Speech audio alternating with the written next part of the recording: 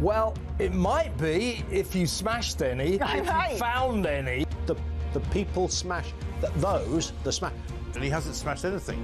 I mean, literally all he does is he smashes records every sort of couple of weeks, where more and more people come in a period of 24 hours. Smash the gangs that are running this vile trade. You're never going to smash the gangs. That's something that basically is impossible. The gangs are like the Hydra. You cut the head off and another two grow. So I did write to ministers and say that I wasn't convinced that smashing the gangs was the right sort of way of thinking about things. We will smash the gangs that undermine our security. Keir Starmer has just tweeted 15 minutes ago. He says, "I know you're angry about immigration. I get it. We will smash the people smuggling gangs at source." Maybe I'll just read it all in his accent, shall I? There is no return to freedom of movement. We have left the EU.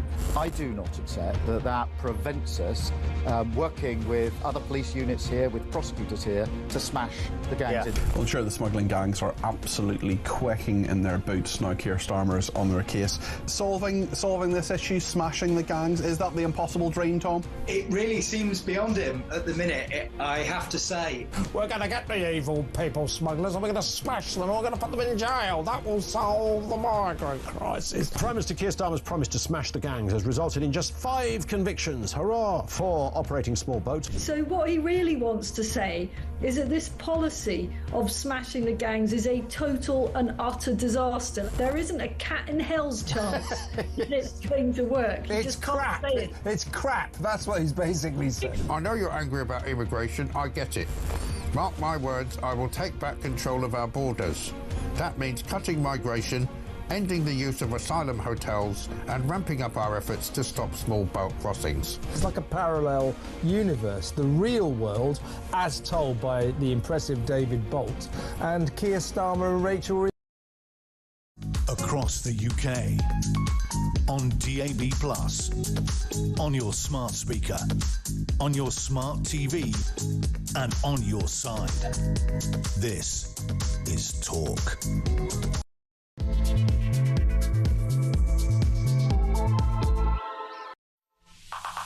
Well, a very good morning. This is Talk. I'm Peter Cardwell. Thank you so much for your company this Sunday morning here, right through till 1 o'clock. Loads to talk about, including huge criticism of Keir Starmer because he wants to recognise a Palestinian state. We talked about this yesterday.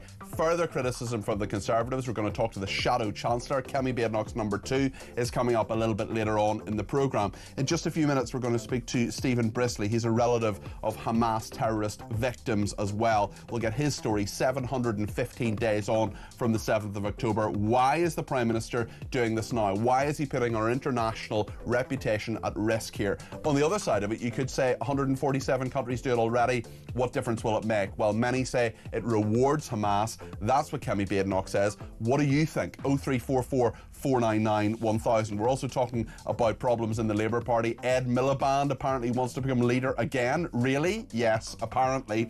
Also, 1,072 small boat migrants come across in one day. That was yesterday. This comes as anti-immigrant protesters and counter-protesters clash in Glasgow. We'll talk about that. We'll also talk a little bit later on about the immigration situation with Amar Johal. I don't know if you remember Amar Johal, one of our most popular guests. You want to know what he talks about. Daniel Britton, parliamentary ceremonial and constitutional historian, is going to bring us through all the pomp and ceremony of this week as well. We'll also talk to the former UK ambassador to Yemen about what's happening about this recognition of a Palestinian state. And Martina Bett will be here from The Sun to guide us through the politics of the week. Big political week coming up. Also, Keir Starmer has slammed populists who exploit the England flag, as he says, stir up violence and division and threats to our democracy. He says he understands why people marched in London last week at the Unite the Kingdom march. Does he? Do you believe him? 0344 499 1000 is the number to call. You can text me 87222 with the word talk in your text. You can tweet me at talkTV, follow me at Peter Cardwell. You can send me a voice message, less than a minute please. You can send me a WhatsApp text message, or you can give me a ring, all on the main number 0344 499 1000. It'd be great to hear from you this morning. I'm here right through to 1 o'clock here on Talk.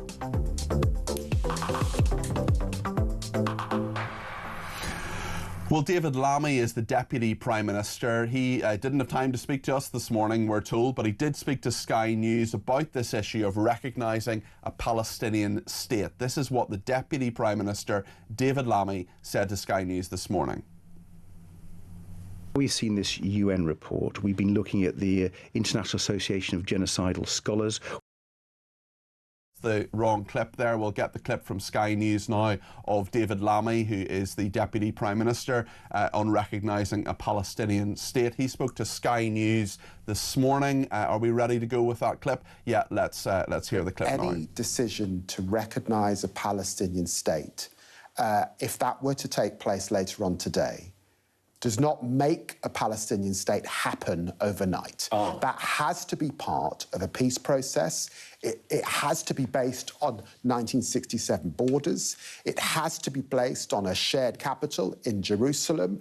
That will be for final status discussion. But it is to keep that process alive, a process that the United Kingdom has committed to over successive governments. So that is the decision. It is not to say, as night follows day, you recognise one day and a Palestinian state appears the next.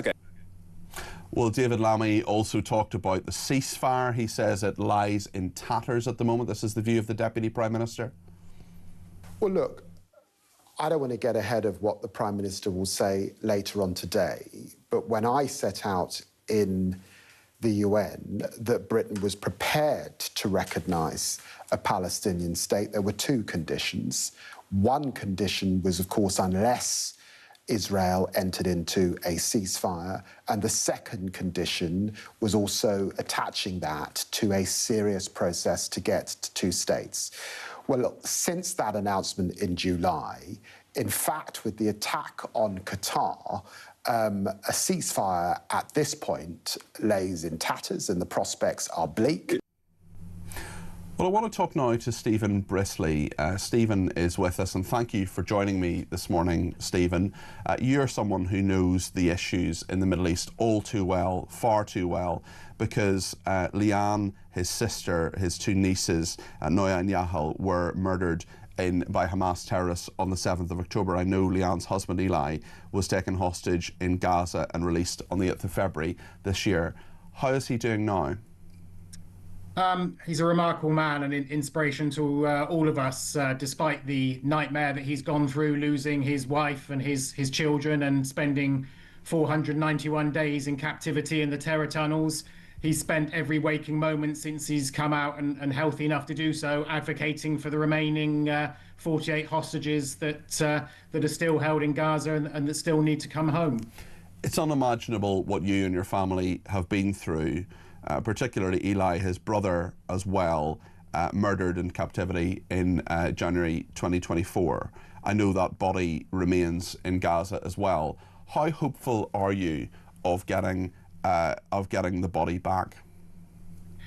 As things stand, hope is all that we can cling on to, but there's nothing substantive that suggests that Yossi's body or the body of the other 25 dead hostages will be back for the decent burial that they deserve anytime soon, because clearly until there is a ceasefire, an end to the hostilities, that's the only way any hostages are going to come out dead or alive. So we cling on to the hope that we can, but there doesn't seem any real prospect at this time that we are going to get our loved ones back.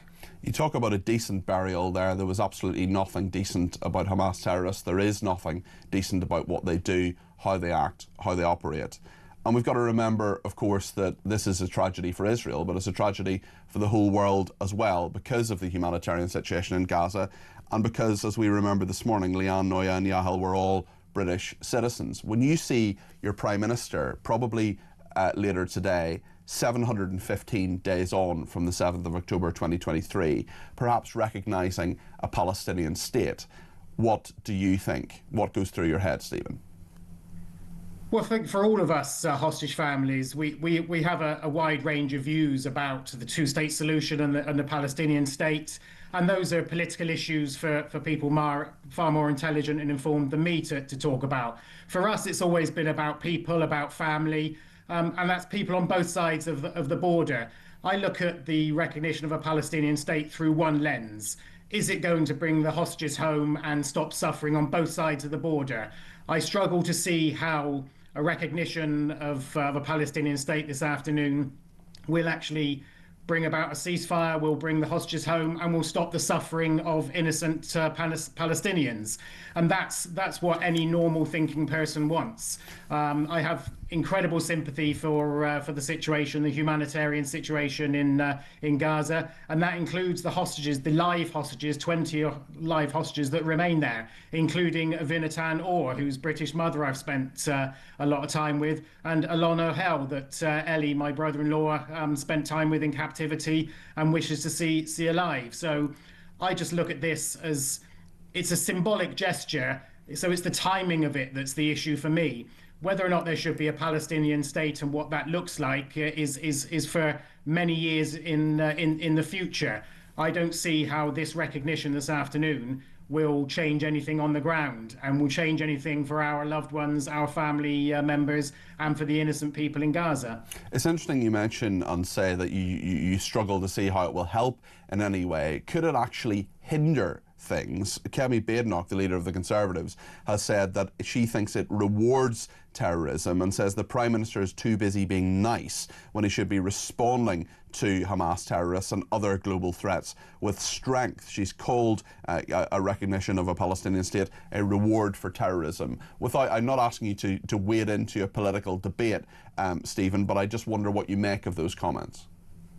Well, I think all of the hostage families stand shoulder to shoulder on the issue of it does, whatever the intent, the recognition of the Palestinian state does feel like a reward to Hamas. Now, nobody is seriously suggesting that the UK government is seeking to reward Hamas, but Hamas is a brutal terrorist organisation.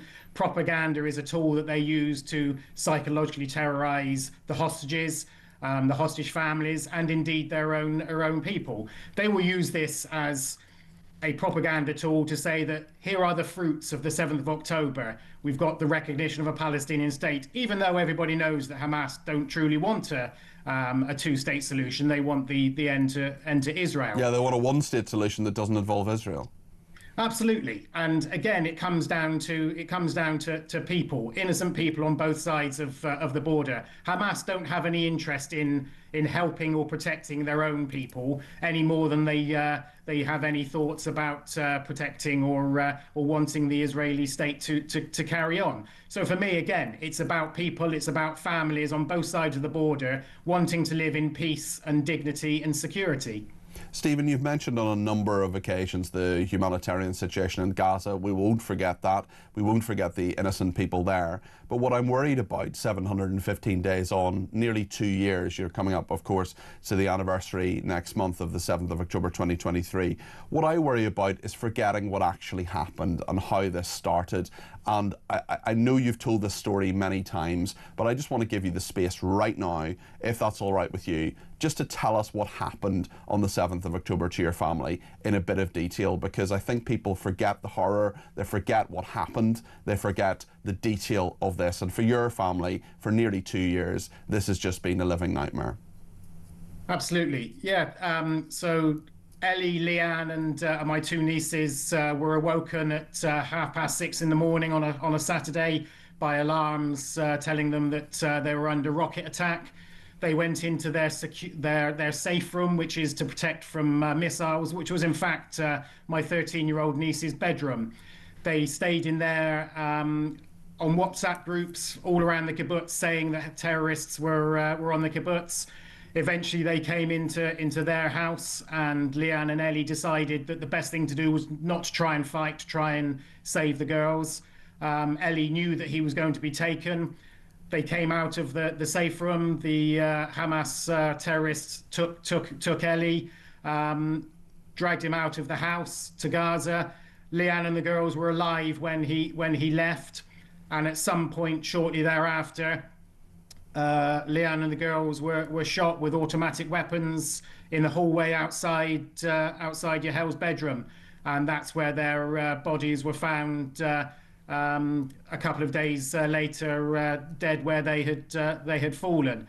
Ellie spent 491 days in captivity. His brother Yossi was also taken from the same kibbutz, and he was killed in captivity in January 2024, where his body remains. Ellie only found out that his wife and children were dead on the day that he was released in February of this year. And he had been told by Hamas that they had seen Leanne and the girls campaigning for him in Hostage Square in Tel Aviv. And when he was put up on stage in the disgusting release ceremony in February, they asked him what he was looking forward to most, knowing that Leanne and the girls were dead. And he obviously said, "I'm looking forward to being reunited with my wife and children." And that really tells you all you need to know about the barbarism of Hamas as an organisation. One thing that illustrates, I mean, that is just horrendous. It's unspeakable. I was in Israel last week, actually, and I wasn't on the kibbutz that your family lived on, but I was in kibbutz near Oz, which was very, very badly affected near the Gaza border. And I was in one of the safe rooms that there was a woman showing us around. She's a Buddhist. She's someone who, we were in her flat, she had all the sort of bells and smells and books by the Dalai Lama and, you know, crystals and all the rest of it. And kibbutzes, I'm not saying everyone in a kibbutz has the same views as she does, but they're often people who want to live in a collective community. They're often not political people. They're not people who are, you know, not that it matters or should matter in the slightest, but they're not how a lot of the world views what Israelis are like, which is so incorrect in so many ways. This woman who we spoke to, I remember she talked about giving people lifts to hospital from the Gaza border. She would give them lifts and she would bring them to hospital, bring them back from hospital, make sure they were okay. And what she later found out was that some of the people who had come over from the Gaza crossing who worked on the kibbutz, they'd been given employment in Israel, were actually providing intelligence to Hamas, information about how to get around the kibbutz and kill as many people as possible. I spoke as well to a former military figure who told me when I was in Israel, who told me that this is not about hearts and minds. This is simply about the defense of Israel. I just wonder what you feel the future is, how you feel as someone who has deep connections there with British people living there, how you feel the future will be, especially in light of what may happen today. Well, I mean, Leanne, the girls, and Ellie, the kibbutz that they lived on was a very progressive kibbutz. It's similar, as you said yourself there, that they did a lot of work with Gazans, employed them, did a lot of humanitarian work. But at the end of the day, they treated them like just normal people. They could see that they were families that just wanted to go to school, to go to work, and to do their jobs in the same way as most of the people on the kibbutz did. I would like to think, perhaps naively, that there can be some sort of solution in the future where both sides can live side by side as neighbours in peace. Because, again, it's about people. People in Palestine, as a general rule, I would hope, want to live in peace and security and dignity, and the same in Israel. So I do have hope that at some point in the future that there will be peace, there will be security, but that's going to take many years in the making. And a recognition of the Palestinian state at this point is purely symbolic. So it's not going to change anything for the safety and the security of the people of Israel, or the safety, security and humanitarian condition in Gaza. So that's why I think of it being a slightly nebulous political, ideological move at the moment without actually changing anything on the ground. Stephen, just before you go, I want you to know that there are loads of people messaging me right now, telling me that they've heard your story, they've listened to it, they're feeling a lot of love for you, a lot of sympathy for your family as well. And the next time you're talking to Ellie, can you just tell him that the viewers and listeners of Talk stand with him, stand with you and your family, and want those hostages back and want peace for everybody in the Middle East, because this is something we cover a lot. I know a lot of media don't cover it as much as we do. Some people say we cover it too much. I say you can't cover it enough. And I really, really hope that things go well for him, that he finds some form of healing, and in regard to the body of Yossi, that it's returned and you can bury him with dignity. Thanks very much. Appreciate it, and appreciate all the messages from your viewers as well. Thanks very much. Thank you, Stephen. Thanks for speaking to us this morning, and thank you to Margaret in Birmingham, who's been in touch and says this useless Prime Minister should take a long, hard look at himself in the mirror. This decision on a Palestinian state should not happen. He knows it. The British people know it, but he will ignore what is right and do what he wants. What a complete waste of space, says Margaret in Birmingham. She also says, rest in peace, John Stapleton. That is the broadcaster and journalist John Stapleton, who has died aged 79. There is some polling on this, Margaret, actually. It's an interesting one because there are 9 out of 10 people, 90% of people, a poll for JL Partners, a polling company, has found that 90% of people do not think that Palestine should be recognised as a state at the moment. It's fascinating. We're going to talk more about that on the debate desk. We're going to talk to Phil Dave, will be joining us, as well Mike Indian. Let me read a couple more messages before the break. Barry says, referencing what Keir Starmer wrote in a Sunday tabloid today, I hope he remains Prime Minister until the next election. He and his government are wonderful recruiters for Reform UK, the gift that keeps on giving. Dorothy in East Kilbride, who says it appears the hostages are not even considered with this government. Once the hostages are returned, talks can begin. Until then, Israel must carry on for their sake. Bill in Thailand says Starmer has disappeared out of the country. Instead of worrying about Hamas and a Palestinian state, he should be looking at the immigration problem, cost of living, the security of the UK. Great show, says Bill. Tim says Starmer does understand the reason behind the march, but as it doesn't fit in with his ideology, he will totally ignore it. Lots to discuss on the debate desk. I want to get your views on the air too.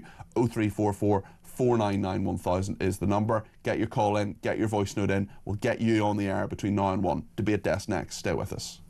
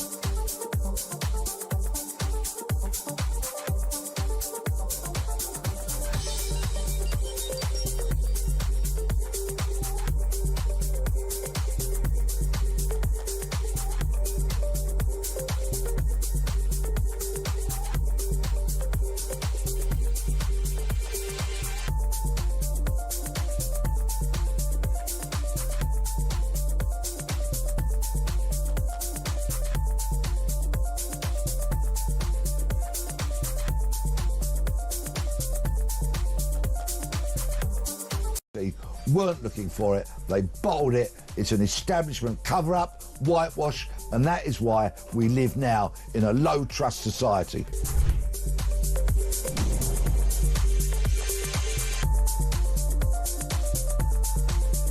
Since the October 7th massacre, because that was a popular decision on the Palestinian street. And the reason that that barbaric violence was so popular among Palestinians is because they think the world is rewarding them for it. They see countries lining up to recognize a Palestinian state, not as a reward for peace, but as a reward for the October 7th massacre, and they get the message that terrorism works. This step that the UK is about to take will only make Hamas more popular. I mean, these backbenchers who don't want to, stop giving anybody benefits because it might be bad for them.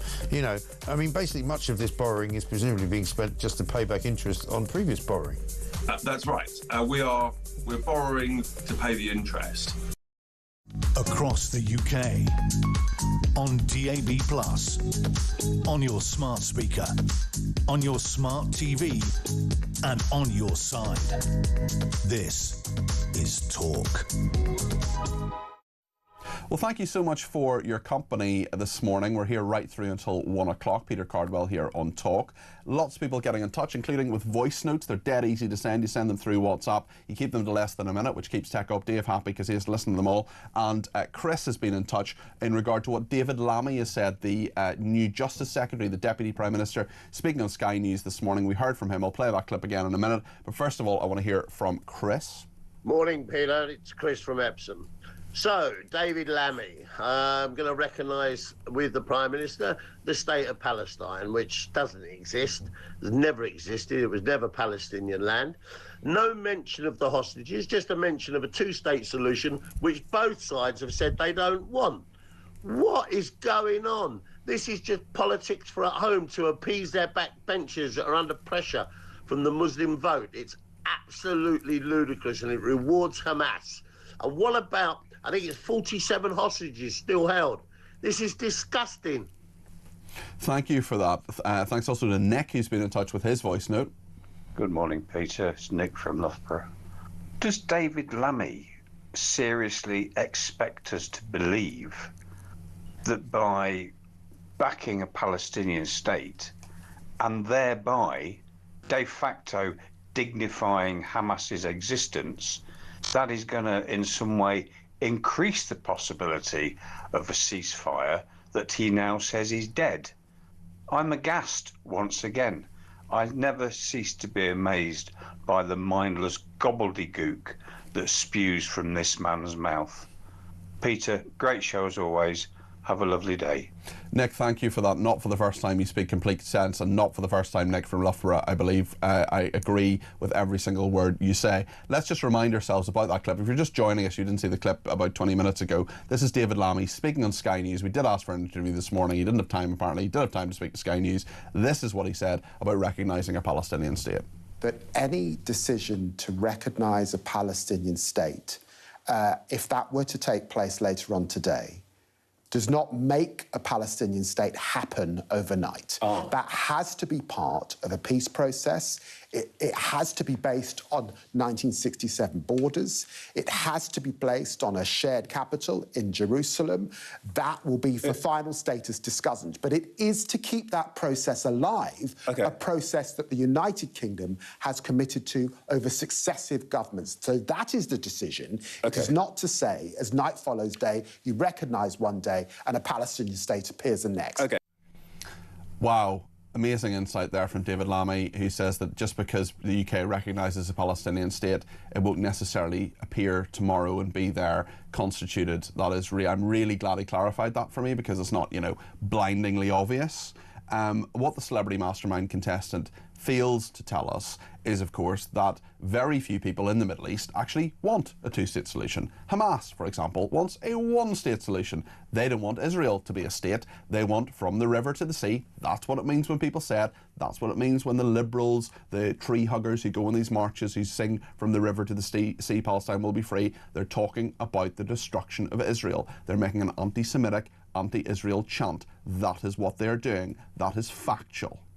Also, in Israel, Israeli people don't want a two-state solution, because are you honestly saying to them, David Lammy, are you honestly saying to these people who have gone through the horrors of the 7th of October, who have gone through the horrors of the war, attacks from Iran? Yes, they've attacked Iran. Yes, they've attacked Gaza. There's been a horrible loss of life there. That's something I don't want to happen. Never losing sight of the humanitarian situation right across the Middle East. Are you honestly saying to those people that the people you gave a sort of semi-state to with the Gaza Strip, withdrawing every Jewish person, every Israeli person, digging up graves and taking corpses away from the Gaza Strip, what you're saying is that even though they did that for 20 years and were rewarded with the 7th of October, what you actually have to do instead is give Hamas, who may well be voted in as the leaders of a Palestinian state, that's possible, especially if you want democracy, you've got to do what the people want.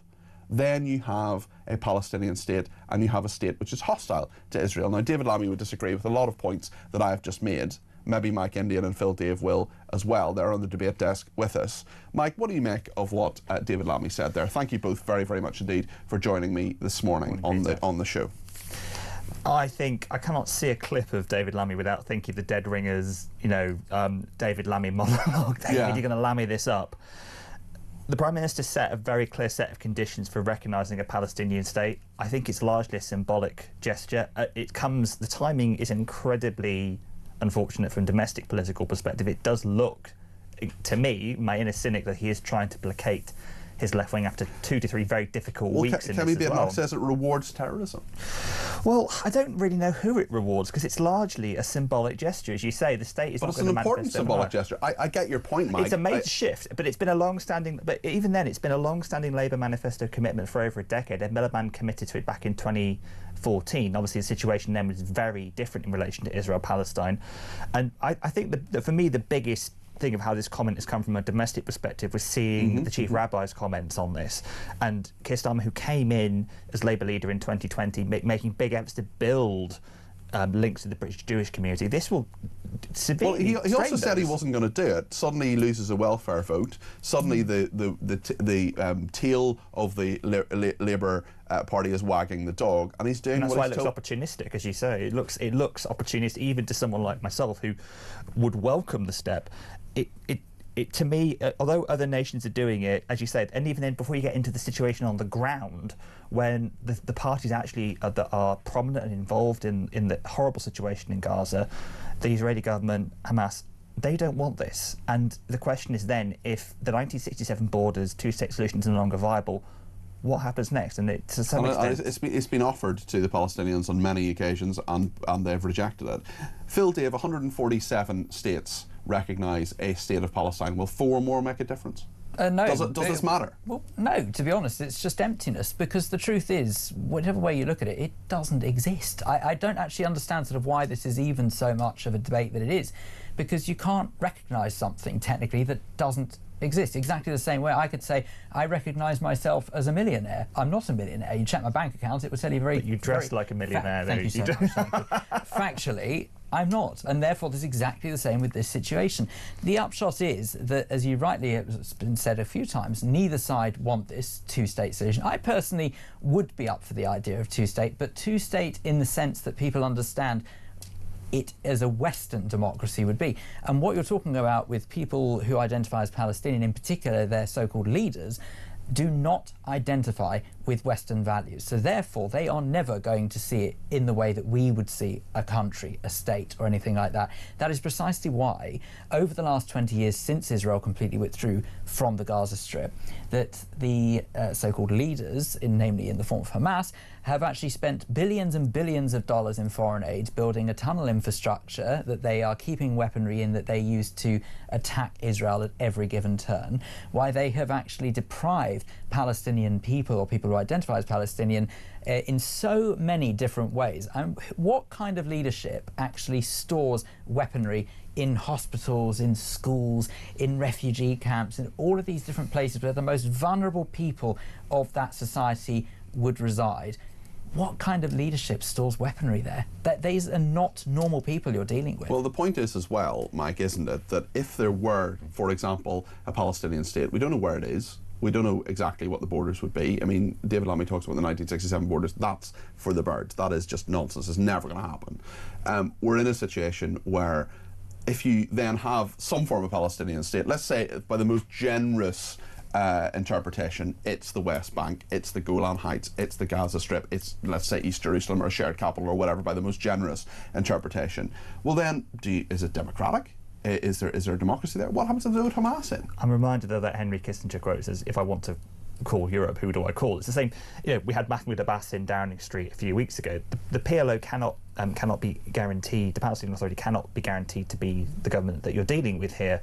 And to me, the logical evolution of the foreign policy in this, it has two alternatives. One, you refuse to engage with either side on this until the conflict stops. In essence, just say we are going to, we're not engaging with either of you. We don't recognise Hamas or the Israeli government as long as these actions are taking place, or you recognise Hamas as the equal partner. And they're both equally unappetising solutions. The number of diplomatic options here for Western governments, even America, as long as this conflict persists, with its deeply entrenched roots, even in the last 2 years, are very limited. And this really is the bottom of the barrel for the UK in terms of diplomatic options as well. Yes, it's a hugely symbolic step. Yes, it's a long-standing Labour manifesto commitment. Yes, it will please some members of the PLP and the Parliament and the Labour's voters. But ultimately, it's not going to stem the huge hemorrhaging of support that we've seen domestically, nor will it actually stop the suffering of tens of thousands of people. Sorry, I was just going to say that if all it does is bolster, right, this is the way I look at it, if all it does, it will bolster Hamas's appetite, if you like, for what they are doing and the continuous destructive behaviour to that region, then actually you could argue it's going to be more detrimental, because all that's going to happen is it's going to draw out the people who identify as Palestinians suffering. That's the whole point. Well, Kemi Badenoch says the Prime Minister is this is a reward for terrorism. She said Conservatives would never apologise for standing by Israel when it strikes back against terrorism. We're going to be talking to her number two, the Shadow Chancellor Mel Stride will be with us fairly shortly. Phil, just put your domestic political hat on here in regard to the UK. My belief, and I wonder what you think, isn't this just all about Labour Party politics? It's a bit about the Middle East. Keir Starmer has said previously he wasn't going to recognise a Palestinian state. It wasn't the right time. It is a Labour manifesto commitment. It has been for years and years and years. That's been Labour Party policy. Why is he doing it now? Well, I believe that the main reason for it is a couple of things. He's probably seen a few politicians, namely the likes of those following the footsteps of Jeremy Corbyn and Zara Sultana, who have obviously said, right, well, obviously, clearly Labour is not going to do what we want it to do, so we're going to go and break off and do our own thing. He's probably sort of slightly worried about some of the more radical members of his party falling away, and actually he's seen what that's done to the Conservatives with the Reform Party, and he's probably thinking, oh, I've got to do something to appease the left of the party or else I'm in trouble. I also believe if you look at the number of I describe them as pro-Hamas marches because people simply don't realise what they're marching on and who organises them. But if you look at the weekly protests that go on, certainly in London and other parts of the country, where it seems to be a large number, their truth is it's actually not in the grand scheme of things. They just make one hell of a racket. He's probably thinking as well, OK, I'm seeing my popularity dip. I probably need to do something to appease some people. This might be an easy win, if you see, because at the end of the day, it's only words. I'm not being funny, but to say we will recognise a Palestinian state, it doesn't mean anything. It literally means nothing. The country doesn't... But there can be implications that come from that. Thank you to the person who's messaged in to say the fact that both sides have said they don't want a two-state solution is precisely the reason why it is the solution. Well, are you going to impose it on people against their will? Gary says it's ridiculous, we're a third world country. And Mark says this is a day of deep, deep shame. We don't even recognise Taiwan. Why on earth are we recognising a terrorist-led piece of land called Palestine, says Mark in Norfolk. Thank you for that. It's not called Palestine, it's called the Gaza Strip. That's what's even more ironic. Well, we'll talk more about this. I know there are lots of people who want to get in on this, lots of messages coming in. Get yours in, get your call in as well. If you want to talk to Mike and Phil as well as me, you can ring me 0344 499 1000. Plenty to discuss between now and 1 o'clock. Stay with us.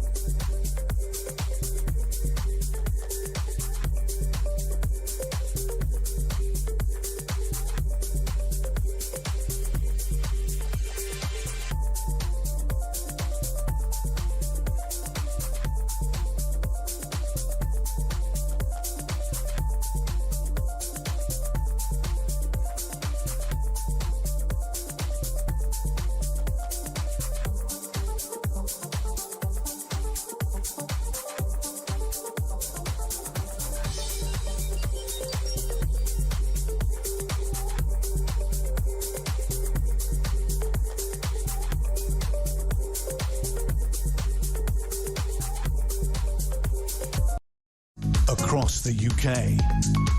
On DAB+, on your smart speaker, on your smart TV, and on your side. This is Talk.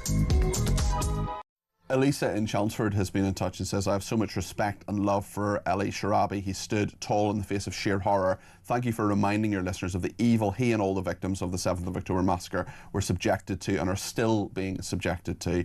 As I heard you speaking, I could hear the emotion in your voice, Peter. I felt that same emotion. I can tell you that for us Jews, every day is the 7th of October, and until the hostages are rescued and Hamas is defeated, we will continue to feel that way. Thank you to Jason in the Lake District as well. He says the issue of recognising a Palestinian state is just further evidence that this is the most incompetent and dangerous government in my lifetime. Not one message of the hostages, not one mention of Hamas.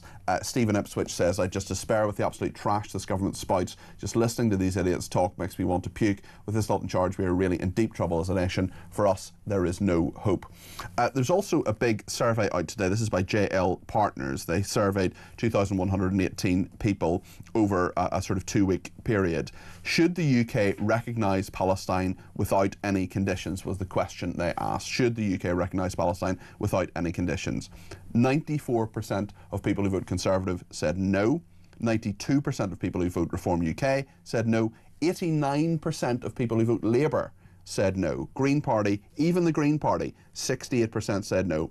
All in all of it put together, 87% of people disagreed with the idea that the UK should recognise Palestine without any conditions. Now, there are lots of nuances in terms of what the conditions are, where things go, what any negotiation might look like.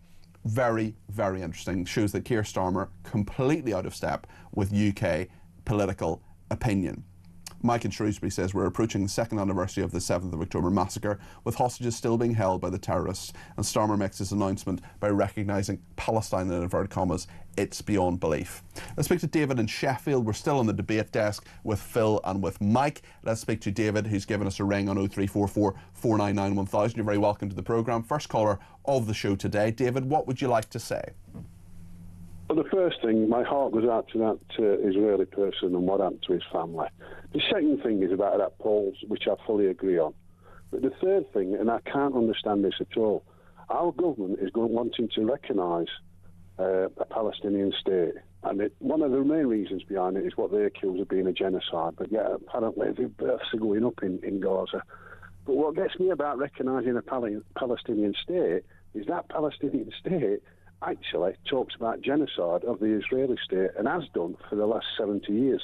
So how can you possibly recognise a state based on genocide if the state itself wants to commit an act of genocide against another state? It's just ludicrous. He's just doing it for politics, and that's all it is.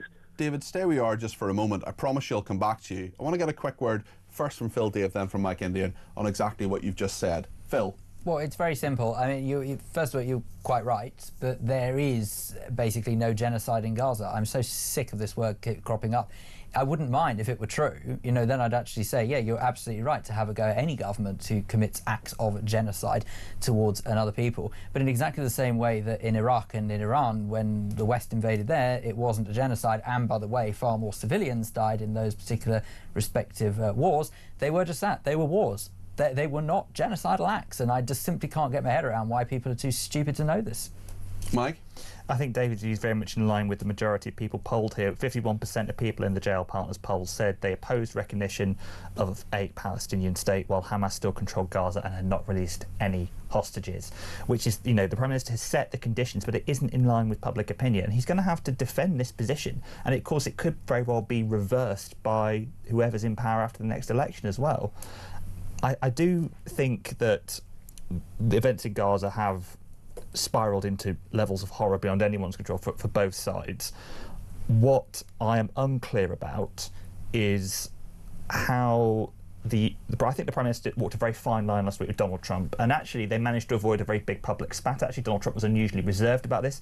The other story is that apparently Keir Starmer is looking at sanctions on Hamas to appease Trump as well. Only coordinated action from Western governments, I think, is going to put full pressure on this terrorist organisation to capitulate control of Gaza and to give up any claims of legitimacy, because quite frankly these are not people we should be dealing with. But I'm really sorry, but just on that point about sanctions on Hamas, this even goes to show further that the West do not know what they're talking about. There's no point of imposing sanctions on Hamas. It's going to be nothing. Sanctions on Iran, who are the ones who are clearly funding Hamas and other proxies terrorising that region, is the only answer to creating peace in that region. David, your thoughts on what Phil and Mike have been saying there? Well, can I just make one point? And I think it's highly disrespectful when these commentators will get paid good money just calling Trump. I think it's so disrespectful to a man who's he's got where he is because he is what he is. It should be President Trump. They won't call Obama Obama. They didn't call Biden Biden. Call him President Trump. Give him some respect. And if you give him that respect, then you might come to realise what he's actually trying to do in the world. And what he's trying to do in the world is make it more peaceful and a better place for everybody to live. He's certainly against the war. He's right against immigration in this country. He's right against immigration in Europe. Everybody's coming around to where he's thinking. Yet they treat him with such disdain by using the word Trump instead of president. We talk about Starmer, though. We talk about it's not a lack of respect necessarily. It's just a shorthand, David, is it not? Yeah, but we don't use that prefix of president. We do sometimes. I mean, we do. Okay. Well, what? Prime Minister Keir Starmer. Yeah, we do sometimes, David. Yeah. Well, listen, it's something we'll think about. And thanks for your comments. I appreciate your call this morning. That's David in Sheffield. There, we're going to talk about the people coming over the channel 1072 yesterday. We're also going to talk about whether Ed Miliband could challenge Keir Starmer. More from Dave in Indian in just a few minutes. Dave.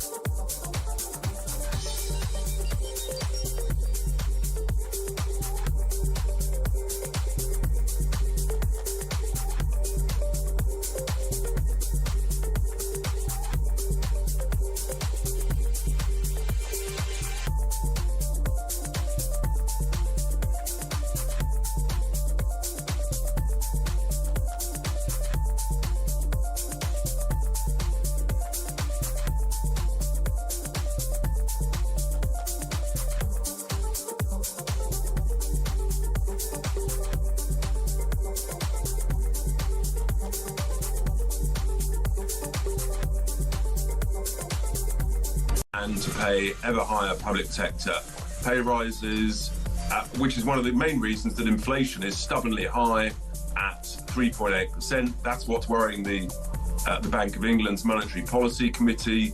So we're in a doom loop.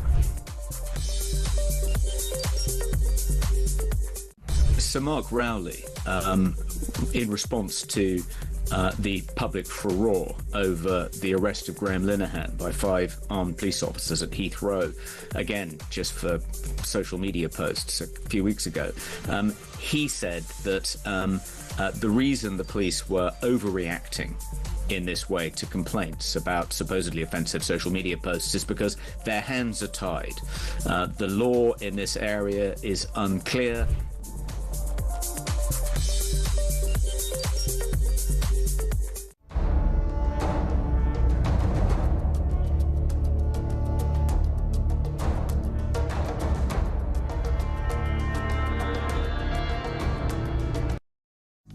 across the UK.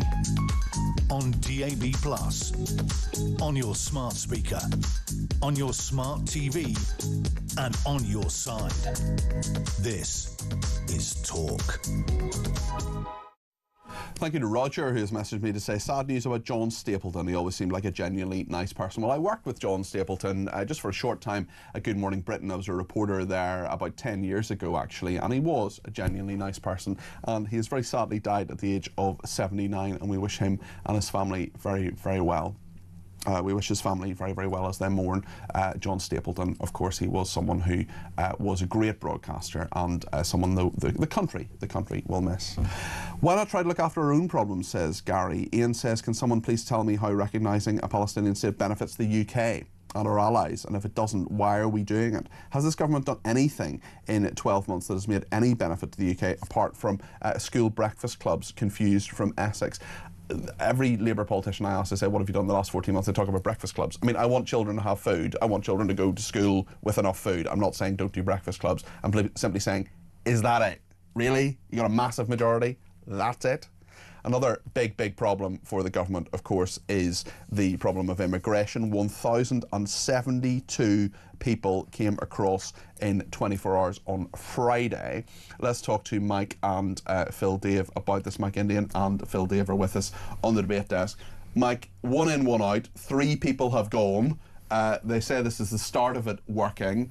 Do you have great hopes that this will solve the migration crisis, especially when you have 1,072 people coming in, plus another 3? I don't think the one returns deal is going to solve the problem. I'm pleased to see the Prime Minister's deterrent.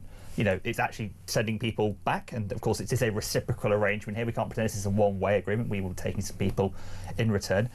I think it does show, I mean, firstly, you know, I'm going to score political points here. This is an arrangement that actually is working, and if they ramp it up and they are sending... The Conservatives also wanted this arrangement as well. This is something they campaigned for and wanted to happen and didn't make happen. And there was talk before Yvette Cooper left the Home Office of there being another deal with Germany. If the Prime Minister can put in these very difficult bilateral agreements and make them work, and there could be an effective conveyor belt to send people not just back to a nearest safe country, but back to the countries which they came from, which is a lot of people would want, and it reduces migration numbers over the next 4 years, then yes, it will work. But the point is, this is a start. I don't think anyone would claim this would be a simple solution, unlike that which Nigel Farage is continuing to peddle as well. So let's see what happens. What's wrong with Farage's solution? I think it's like a lot of things that the man has offered over the years. It is... I mean, Peter, you know this as well as I do. There are many simplistic solutions to complex problems. You've actually worked in the Home Office. You actually know... Very briefly, but yes. You have, you know, you've seen behind the scenes about how complex these problems can be. And yes, we can talk about leaving international agreements and leaving international arrangements and that as well. Farage says he'll stop the boats within 2 weeks of the law being passed, but his positions keep changing. I always want to see a reform government just to see how quickly this doesn't happen and who he blames for this as well, because once he's in power, he will have no one else to blame for this, and his simple mythology of peddling these, you know, back with the fag packet solutions will fall away. The scales will fall from people's eyes on it. Look, who knows whether or not what Nigel Farage says would actually come to fruition should he ever get into power, but my argument would always be, if people would stop faffing and stop making excuses saying it's not as simple as this, it's complicated, there are laws in place, forget it, I'm not interested. Exactly the same way that the people who come over in the small boats... You can't discount the law, Phil. No, but the same way that the people who come over in the small boats clearly don't have a regard for the law as it is anyway, why should we be the ones to uphold it? So, for example... We have to uphold the law, Phil. Come on, you can't argue against the rule of law. You can change the law. You can say we should withdraw from the European Convention on Human Rights if you want to. That's a perfectly valid thing to say. But you can't just say, well, people break the law, therefore we're going to break the law. I'm not saying we're breaking it, but what I'm saying is that when the country is held to account under ECHR, we don't even see countries in the continent really upholding what ECHR and we've ignored it tells before. Them to do. We've ignored it over prisoner voting. Ignore it if we want to. We choose not to, and that's what I'm getting at. I'm not saying break the law actively. I'm saying that if it's one of the reasons that stops people being deported, ignore it. Sorry, other countries do. I'm fed up of it. Well, there's enough within our own domestic law as well that prevents this. We've heard about modern slavery being used as a way to at least elongate the process. Mike? The next stage, if the Prime Minister is going to make this part of an effective arrangement that's going to deliver the Smash the Gangs promise, is to build on the simplification of the asylum appeals process. is to ensure that they are building those bilateral partnerships with the other European countries to say, look, we don't just want to pass this back to France, we want to actually ensure that that none of these people are coming over and creating a problem for continental Europe and us. It is part of the same issue here. And also I think partly, we don't need to be seeing these ridiculous displays of people trying to claim who's more patriotic of the flag. We need to be seeing concrete action, as Phil says.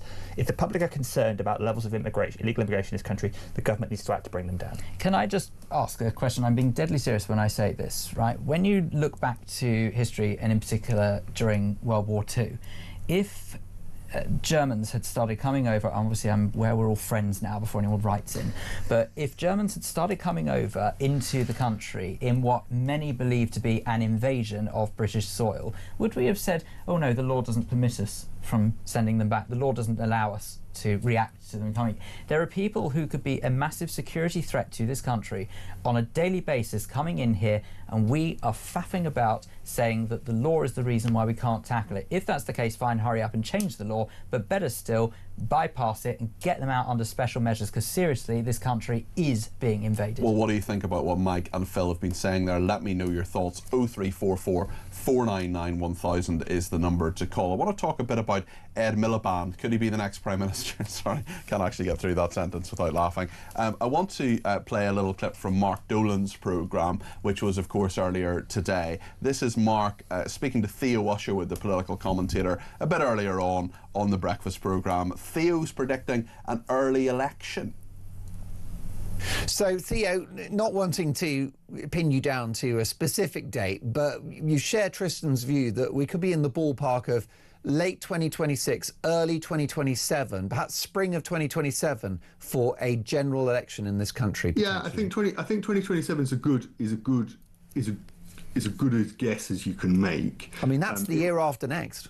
Yeah, and that was the date put forward by Nigel Farage, the leader of Reform UK, and he wouldn't have said. He's always quite purposeful in what he says, and I think he said that date for a reason. Very interesting. And of course the vultures are circling on Keir Starmer. We know Andy Burnham is on manoeuvres. Ed Miliband plotting against Keir Starmer wants a comeback as Labour leader, say party insiders. The net zero secretary, dubbed Red Ed for his lefty views, has had a spectacular falling out apparently. He's apparently on manoeuvres trying to destabilise Sir Keir. I think he'll find it's probably pretty destabilised already. A senior government source has told The Sun everyone thinks Ed is plotting. Keir has been so loyal to Ed. Now at the first moment the operation is creaking, Ed is out manoeuvring against him. And apparently after a row they had, Ed went crazy and was really, really angry. I'm sure that's being savaged by a dead sheep. Tell me, Mike Indian, the great hope for this country, is it Ed Miliband as Prime Minister leading us towards the sunny uplands? I think you just have to look at the contenders being touted in the press to see how far away leadership challenge is at this point. We're talking about a man who isn't even an MP at the moment, and he has actually been blocked this week by the most likely contender from seeking a by-election. That's Andrew right. Gwynn refusing to step down despite the fact he has health concerns to pave the way for the King in the North to return. And now we're seeing this apparent bacon sandwich wielding assassin coming out of the woodwork.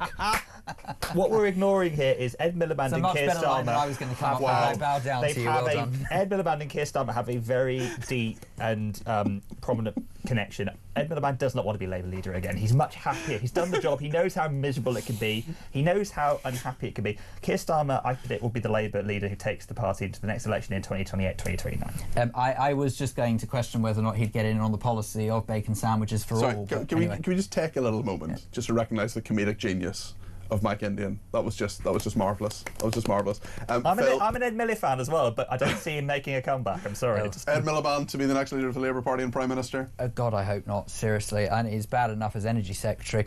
But look, I genuinely I don't think so. I don't actually see sort of why that would happen, because it would have to be on the basis that the party and the unions get behind him, and I just simply don't think they will. Mike, Indian comedy genius and political commentator, and Phil Dave, broadcaster and political commentator. Thank you both very, very much for joining me. We're going to speak to Mel Stride in a second, the Shadow Chancellor. We're going to be asking him about recognition of Palestine, a Palestinian state, and indeed his thoughts on the economy. We've had zero growth, we've had rubbish productivity. What is going to happen? How would the Conservatives turn it around? Is there any chance of them getting anywhere? All the polls say that they're absolutely nowhere. Is anyone even listening to them? And what about Ed Miliband as Prime Minister of this country, just when you thought things couldn't get worse? Let me know your thoughts on all of this. 0344 499 1000, the number to call. Stay with us.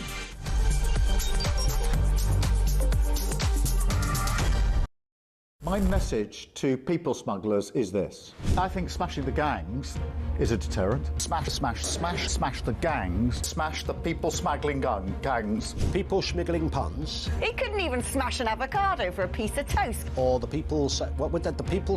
I think smashing the gangs is a deterrent.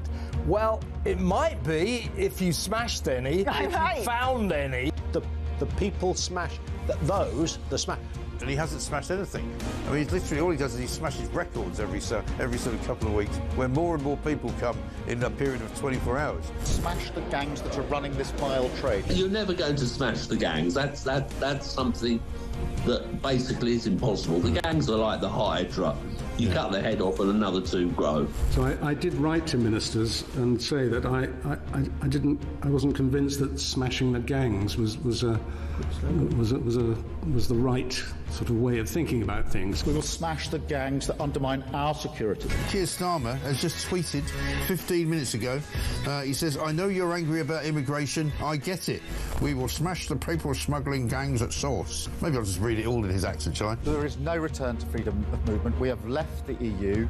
I do not accept that prevents us working with other police units here, with prosecutors here, to smash the gangs. Well, I'm sure the smuggling gangs are absolutely quaking in their boots now. Keir Starmer's on their case. Solving this issue, smashing the gangs, is that the impossible dream, Tom? It really seems beyond him at the minute, I have to say. We're going to get the evil people smugglers and we're going to smash them and we're going to put them in jail. That will solve the migrant crisis. Prime Minister Keir Starmer's promise to smash the gangs has resulted in just 5 convictions. Hurrah for operating small boats. So what he really wants to say is that this policy of smashing the gangs is a total and utter disaster. There isn't a cat in hell's chance that it's going to work. You just can't say it. It's crap. That's what he's basically saying. I know you're angry about immigration. I get it. Mark my words, I will take back control of our borders. That means cutting migration, ending the use of asylum hotels, and ramping up our efforts to stop small boat crossings. It's like a parallel universe, the real world, as told by the impressive David Bolt, and Keir Starmer and Rachel Reeves' fantasy world. We will smash the people smuggling gangs at source.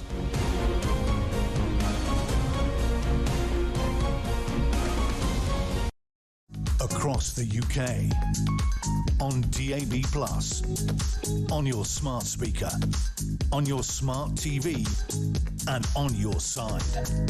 This is Talk.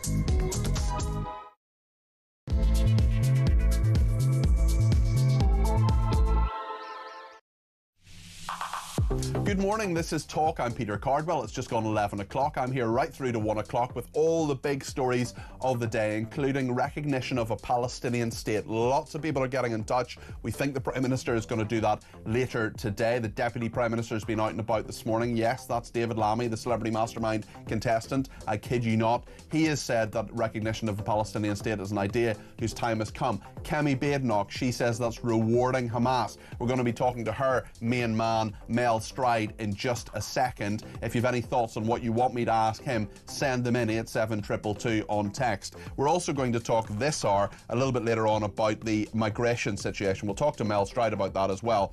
But it is just absolutely out of control. 1,072 people come across from France in one day. In a whole week, we send back just 3 people. But it's something, actually, the Conservatives wanted to do as well. That was part of their thinking on this scheme. They didn't manage to do it. Later in the programme, we'll talk as well about the big American trip this week. Donald Trump over for a state visit, what will come out of that, and what are the things that we want as a country. We'll mourn John Stapleton as well, the broadcaster, long-standing broadcaster, who's very sadly died at the age of 79. Loads to discuss today. Whatever you want to discuss, whatever your view is, whether you think I'm wrong, whether you think I'm right, whether you agree or disagree with our guests, you let me know, because on this programme we disagree without being disagreeable, and the number to call is 0344 499 1000. You can text me 87222 with the word talk in your text. As I said, you can tweet me at talkTV, follow me at Peter Cardwell. You can send me a voice note, less than a minute please. You can send me a WhatsApp text message or give me a ring, all on the main number 0344 499 1000. Loads to discuss here on Talk between now and 1 o'clock. Shadow Chancellor coming up now. Stay with us. Well, Mel Stride is the Shadow Chancellor. He joins me now. Mel, good morning. Good morning, Peter. Should the UK recognise a Palestinian state?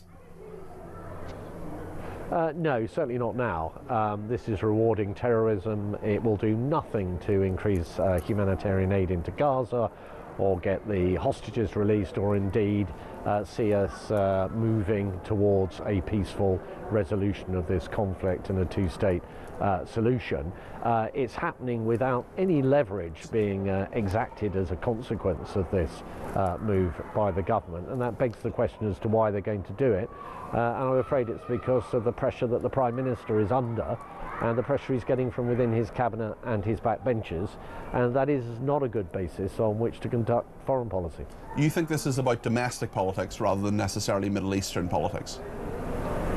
I think substantially, yes. I mean, otherwise, why would you be doing this? If you look, Peter, even at the Labour Party manifesto, where they do indeed say that they will recognise Palestine, but they do make the point in that manifesto that it would be part of a, steps towards a peaceful solution. It's very difficult to see how any aspect of this particular move is going to be leading in that direction. The Deputy Prime Minister and Justice Secretary disagrees with you. Let's just hear what he said to Sky News this morning. This is David Lammy, the Justice Secretary and Deputy Prime Minister, on this very issue.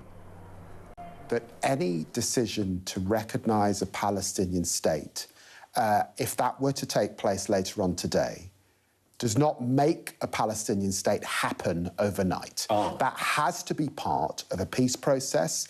It has to be based on 1967 borders. It has to be based on a shared capital in Jerusalem. That will be for final status discussions. But it is to keep that process alive, a process that the United Kingdom has committed to over successive governments. So that is the decision. It is not to say, as night follows day, you recognise one day and a Palestinian state appears the next. David Lammy telling us there the blindingly obvious that if you simply recognise a Palestinian state, it doesn't make it actually happen. They're talking about the peace process there. Mel, do you think there actually is a peace process? Can it be said that there is a peace process in the Middle East? And if so, what should the UK government's role be within that? Because actually, we're not that important as a player here, are we? So you're absolutely right. You've hit upon exactly the right part of what David Lammy said there, which is he said as part of a peace process we should recognise Palestine. Well, we're not in even really the foothills of a serious set of negotiations towards a peace process, and so therefore on his own metric I think the Labour Party fails the test. Now, as to our position in all of this, clearly the biggest player is the United States, but what we should be doing is working with and exerting our influence on the Americans to push in the direction of getting the conflict resolved and moving to that two-state solution, albeit that, of course, from where we stand at the moment, that looks very considerable time off, unfortunately. If there are 147 states already in the world that recognise a Palestinian state, will one more or even four more make any difference whatsoever? Does this actually matter? And should Kemi Badenoch really be railing against it by saying things like it rewards terrorism? Well, I think that's how it will be seen. Hamas is a proscribed terrorist organisation, proscribed by both this government, but with Conservative support. They are and will be jubilant at the fact that despite the atrocities of the 7th of October, that they are now in a position where the British government is going to be recognising a Palestinian state. It will only be seen as a reward for the activities that they have carried out. And when you look at the hostages themselves, and you look at what many of the family and loved ones of those hostages in that terrible situation, they also are taking the same view. I want to ask you about immigration in this country, the fact that 1,072 people came across on Friday. We've managed to send 3 back. This was actually a scheme that the Conservative government looked at and wanted to do, 1 in, 1 out. So what's wrong with it as a scheme if we are actually sending people back to France? OK, a very small number, but if it is involving some form of repatriation or at least deportation, isn't that something we should welcome? Well, you're right when you say it is a small number. So 3 have been returned under this scheme. During the period that the scheme has been passed, 10,000 people illegally have come in those small boats to our country. So unless you can get a deterrent that makes it very clear to anybody contemplating coming in a small boat that they will be swiftly returned, and there's a high likelihood that that will happen, you will not have a sufficient deterrent. And that's why we came forward with our deportation bill that the government rejected out of hand, which amongst other things would have disapplied the application of the Human Rights Act when it came to deportations and the legal proceedings around that, and made it very clear that if people come to this country, they will simply be removed. And still you can, unless you can reach that point, until you can reach that point, which we did incidentally with the Albania returns deal. So for when we were in office with Albania, we had a deal with them. That was one of the very few times that the Conservative government made any progress whatsoever on immigration, as you well know, Mel. But well, no, hold on. What it did was, with those coming from that particular country, Albania, what it did was the numbers dropped by 93% almost overnight.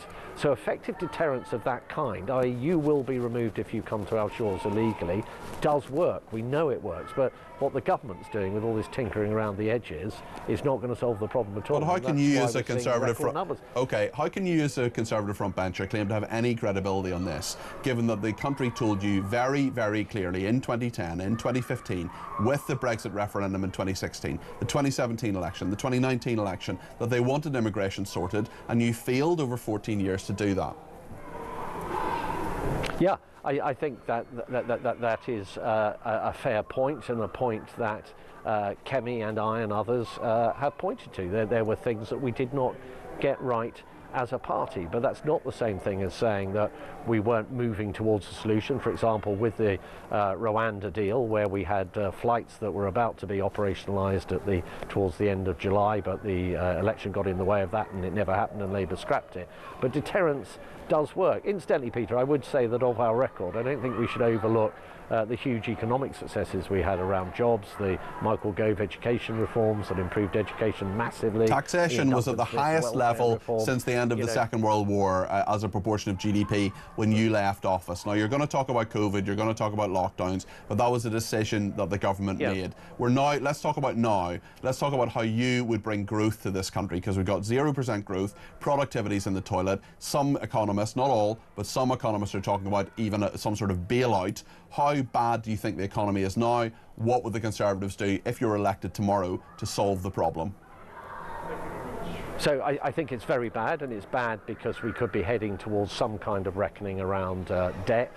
And we've seen 27-year highs around the 30-year gilt yields in just the last fortnight. So I think things are very precarious as we head into further tax increases inevitably in the autumn, and a government that's failed on growth, employment, inflation, interest rates, and all the things that have put us into our particular position. To your question as to what we would do, well, firstly, we would certainly have taken different choices on tax. We would not have been loading up businesses on tax, because they are the engines of growth. We wouldn't have been talking down the economy in the way they did with this fictitious 22 billion black hole that the OBR subsequently debunked. We would have focused on productivity, so we would not have been out there giving train drivers 14%, junior doctors 22%, 22% pay rises with no productivity strings attached, and we would have been leaning very hard into further welfare reforms to make substantial savings so that we could have afforded the kind of tax policies. What kind of welfare reforms? You're a former welfare secretary. You're a former welfare secretary, Mel. Yeah. What welfare change is needed, do you think, seriously, to get the welfare bill under control?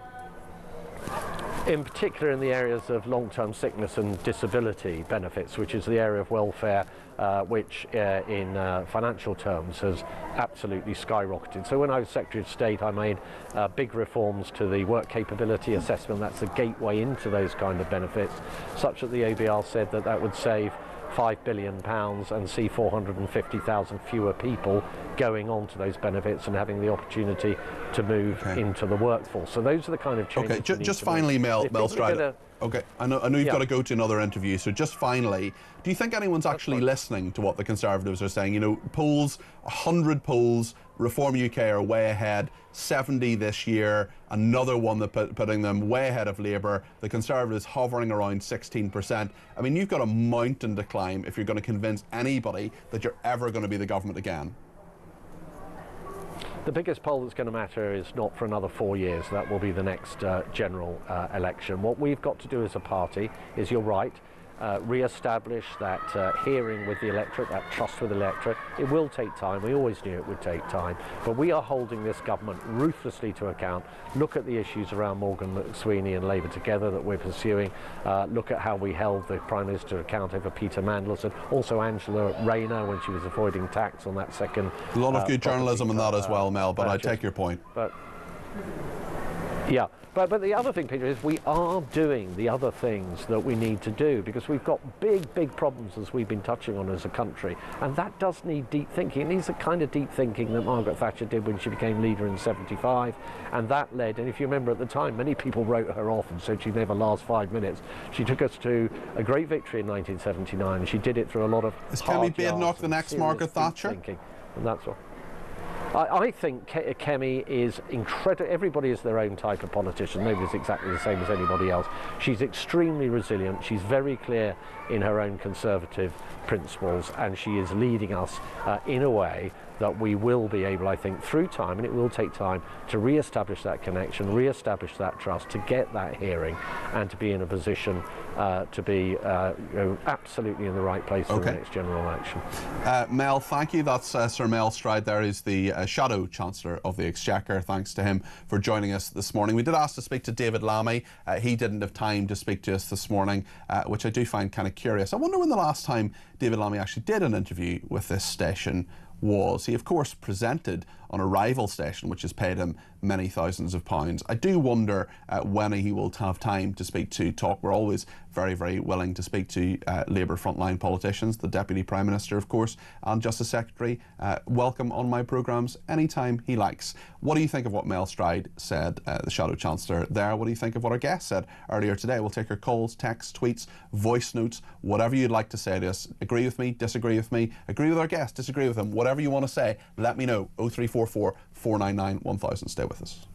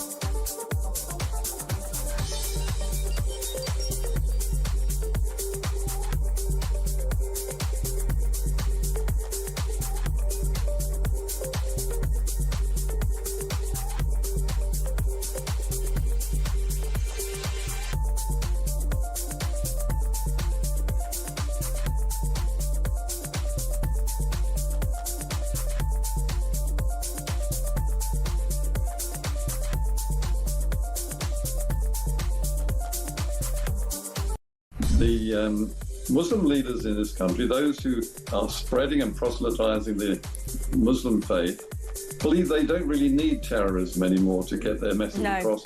They are doing it through the ballot box and the womb. Exactly. And that is an expression that was accepted by a leading Muslim member of the House of Lords. And this is the problem we face. While we sit there like frogs in a saucepan, the water's boiling. In fact, I think we're already hard-boiled.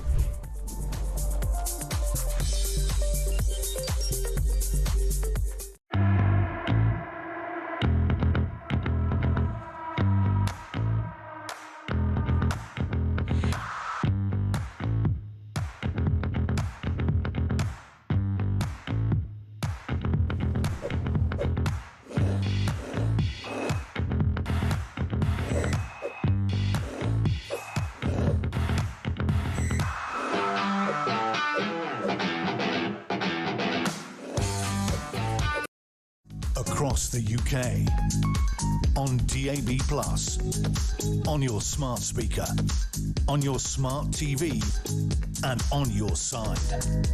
This is Talk.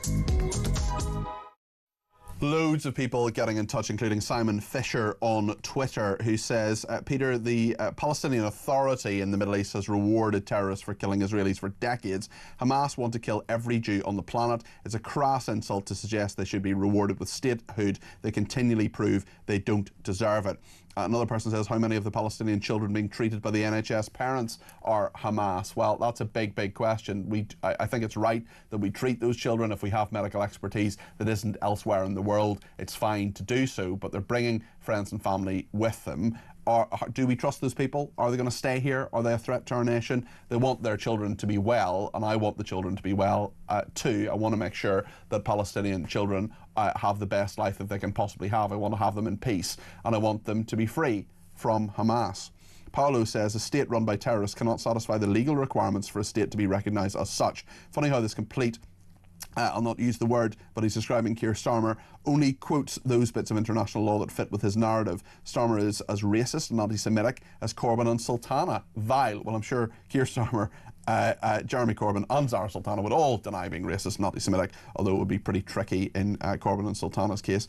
Another person says, one hears the history of the 7th of October of the impact of it on a single family, and one simply cannot understand why Keir Starmer would seek to reward terrorists by recognising a Palestinian state at this time. That was about after my interview a little bit earlier on.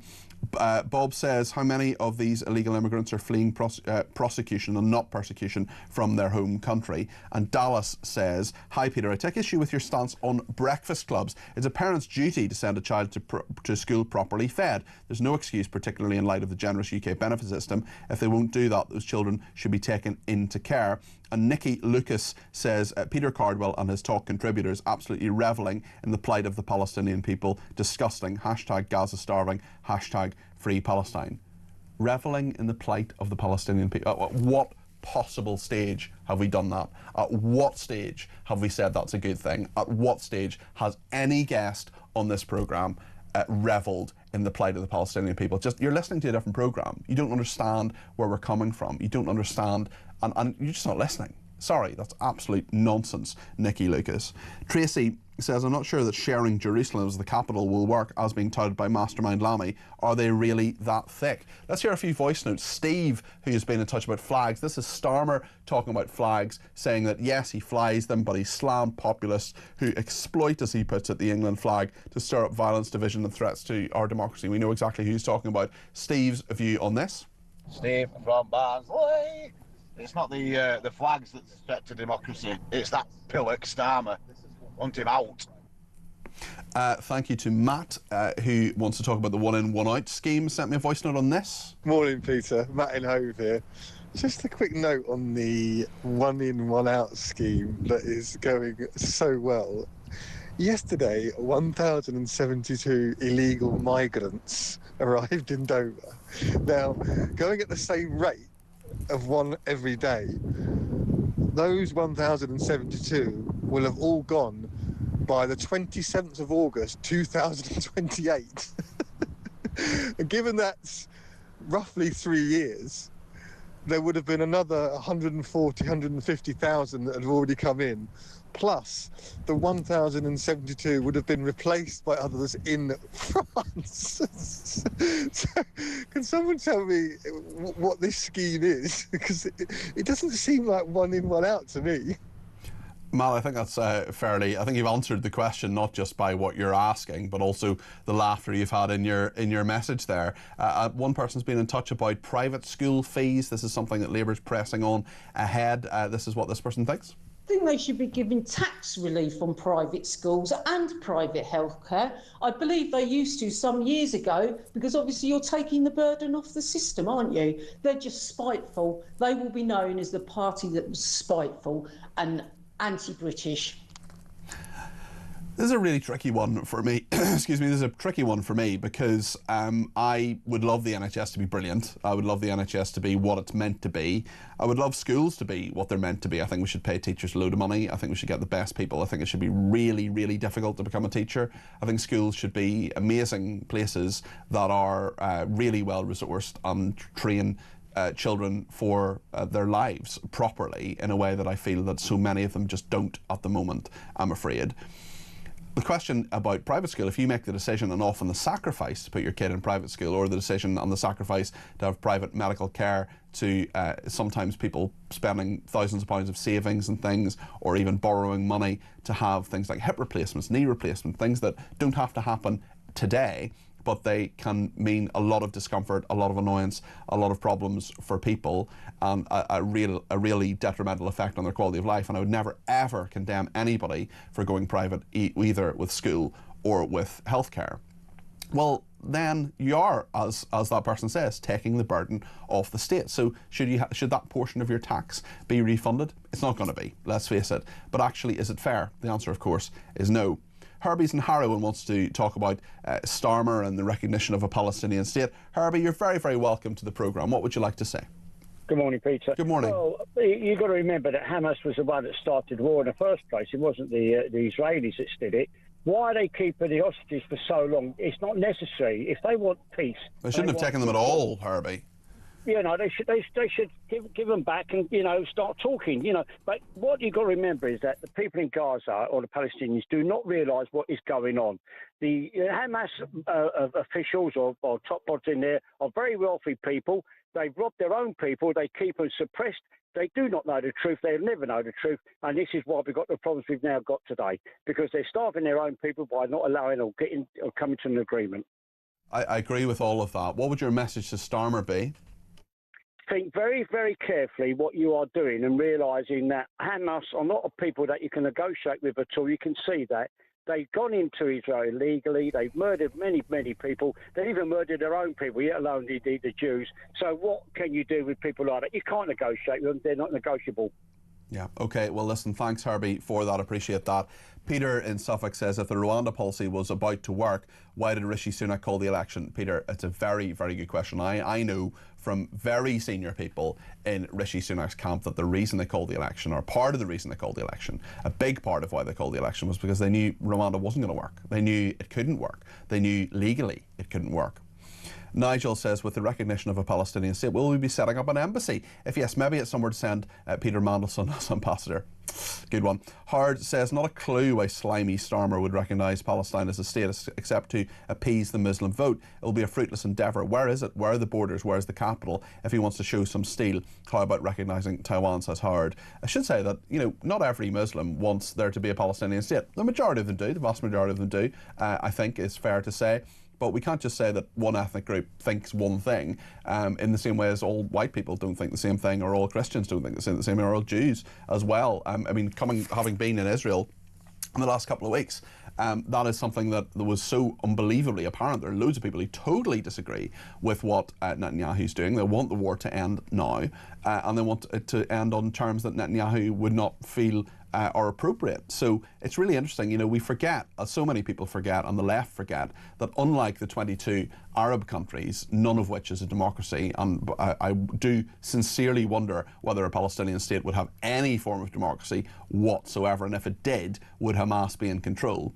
Israel is a democracy. Loads of people disagree, just as they do in this country. And people saying, well, Israel thinks this, or Israel does this. Well, you're essentially, that's the same as saying, well, you sitting at home, me sitting in the studio, agree with every single thing that Keir Starmer does simply because we're British. Well, the fact is we don't. We live in a democracy, we disagree. And that's why stations like this exist, which wouldn't exist, by the way, in a Palestinian state.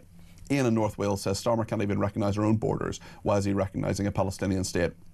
Morning, Peter. I couldn't agree with Phil Dave more on Lamy, OMG. Marge says Keir Starmer doesn't represent the British people. He and his party are self-serving. They are an embarrassment. And Liam says recognising a Palestinian state is the right long-term goal, but doing it now is reckless. You don't reward groups like Hamas who glorify violence and reject peace with statehood. Recognition should come after Palestinians prove they can govern responsibly, not while extremists run at least part of their territory. Loads of views coming into the station. Want to get yours on the air. 0344 499 1000. Amar Joel's coming up next. You might remember him from a few weeks ago. He is a lawyer. He really makes this stuff really clear. We're going to talk to him on migration, on the 1,072 people who came in. What's happening? What's the government doing now? How can we fix the problem? What would other political parties, for example, Reform UK, do? We'll talk to Amar in a second. He's a great guest. He knows this stuff back to front. If you've questions for him, send them in 87222 with the word talk in your text on text. Or, of course, on WhatsApp as well, 0344 499 1000. If you want to chat to him, give us a ring as well on that number too. Stay with us.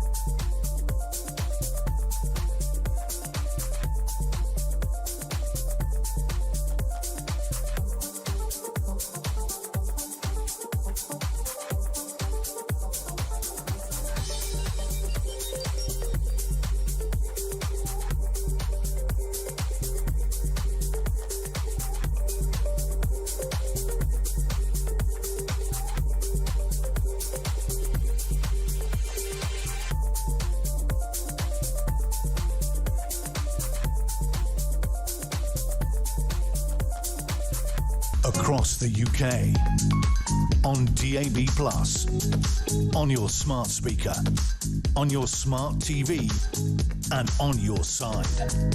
This is Talk. Thank you to everybody who has been in touch, including Mark, who says every single time a Conservative MP, such as Mel Stride, speaks to the press, reform gets closer to number 10. Alison says, I think David Lammy should do Mastermind again, and his topic should be the bleeding obvious. He will probably mess that one up too.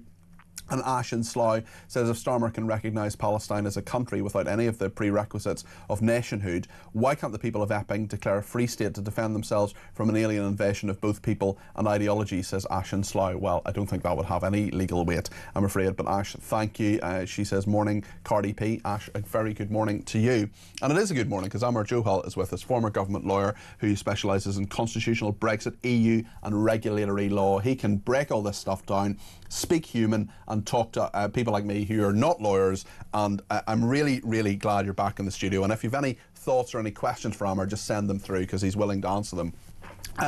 This headline figure, Amar, 1,072 people coming across in small boats on Friday. We've sent 3 back. One of them, we understand, is an Indian person who, in theory, I think, and tell me if I'm wrong here, we could have deported anyway because we have a returns agreement with India or some way in which we could deport him. Is one in, one out actually working? Is it the right solution? What do you think could be the right solution? That's a big question, Peter. Thank you for having me on.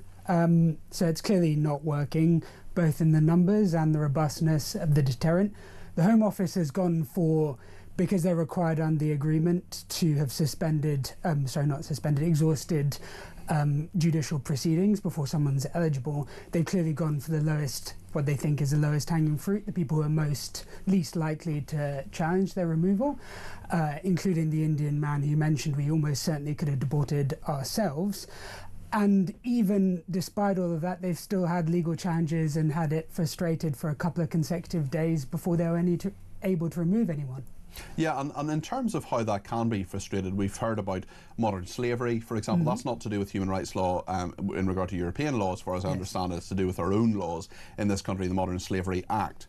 I do wonder, and I was told, I worked in the Home Office for a very short period of time, a few weeks, but I got a briefing as a special advisor on modern slavery, and I was told, we try to deport people. What happens is they often get to the steps of the plane and then say, by the way, I was trafficked as a modern slave.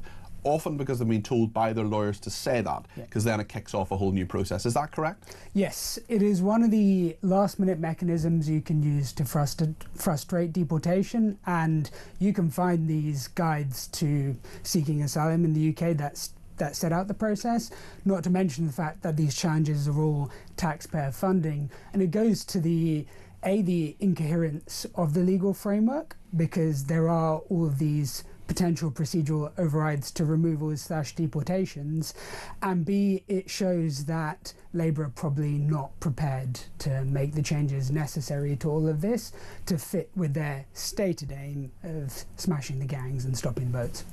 In terms of other political parties, I know you work and look at what other political parties would do. Reform UK, for example, is way ahead in the polls. It looks as if they could well be the next government of this country.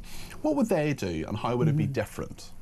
Well, it'd be very different in the robustness of the deterrent, which is, as one of the callers just before I came on pointed out, just numerically, none of this makes any sense. Whereas a clear commitment to deport everyone who's in the country illegally, not even to mention arrivals, will encourage people to self-deport and to remove themselves from the country voluntarily, which is by far the easiest and most efficient way of doing it. But on top of that, they promised not just to override all the legal considerations and blockers, but also to scale up the operational challenges around capacity for detention, flights, and the number of immigration officers working on this kind of stuff. How easy is that to actually do, to dismantle an entire system? Because Nigel Farage has said he could do, he said in his speech at Reform UK party conference, he could do it in a couple of weeks. Is that realistic?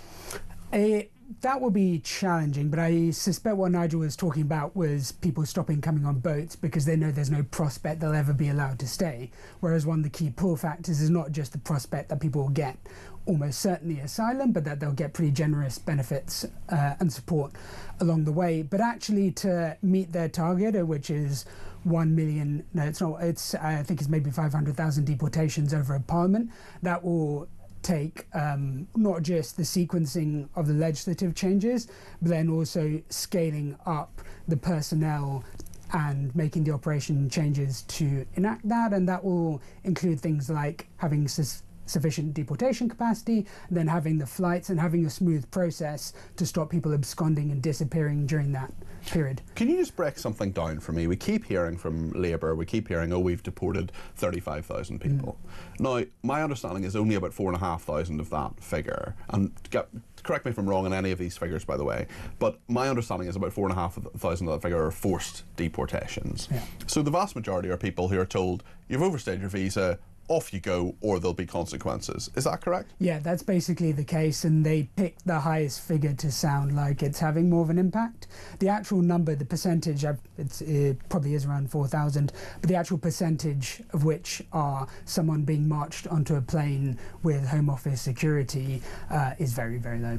Yeah, so even in those forced deportations. So what can a forced deportation look like? Is that just saying leave the country, or we will send immigration officers, off you go? Yeah, there's maybe slight nomenclature differences between enforced removals and deportations. It's not important for these purposes, but it's where a Home Office official is making sure they get to their destination and don't come straight back on the next plane. But the problem actually, as your listeners are pointing out with the France deal, is people who are coming here are almost certainly staying and getting asylum/refugee status, and people who we're deporting to France may very well just go straight back to Calais and try again. Or be sent to India like the Indian guy. Leslie in Torbay says, great programme yet again, Peter. Thank you, Leslie. The one in, one out is working, but only for France. I just wonder from the French perspective here, what you view, how it is working for them, Leslie's point there, because they are getting rid of someone they have agreed is an asylum seeker and should go and can go to the UK. When they bring someone back to them, what happens then? How does this actually work? So in terms of when they go to France, it's not particularly clear. They should probably go into the, unless they're trying to go to another country, such as the UK, they should probably go into the French asylum and accommodation system. For people who are coming here, the government has been incredibly cagey as to who's in scope and what the procedure is.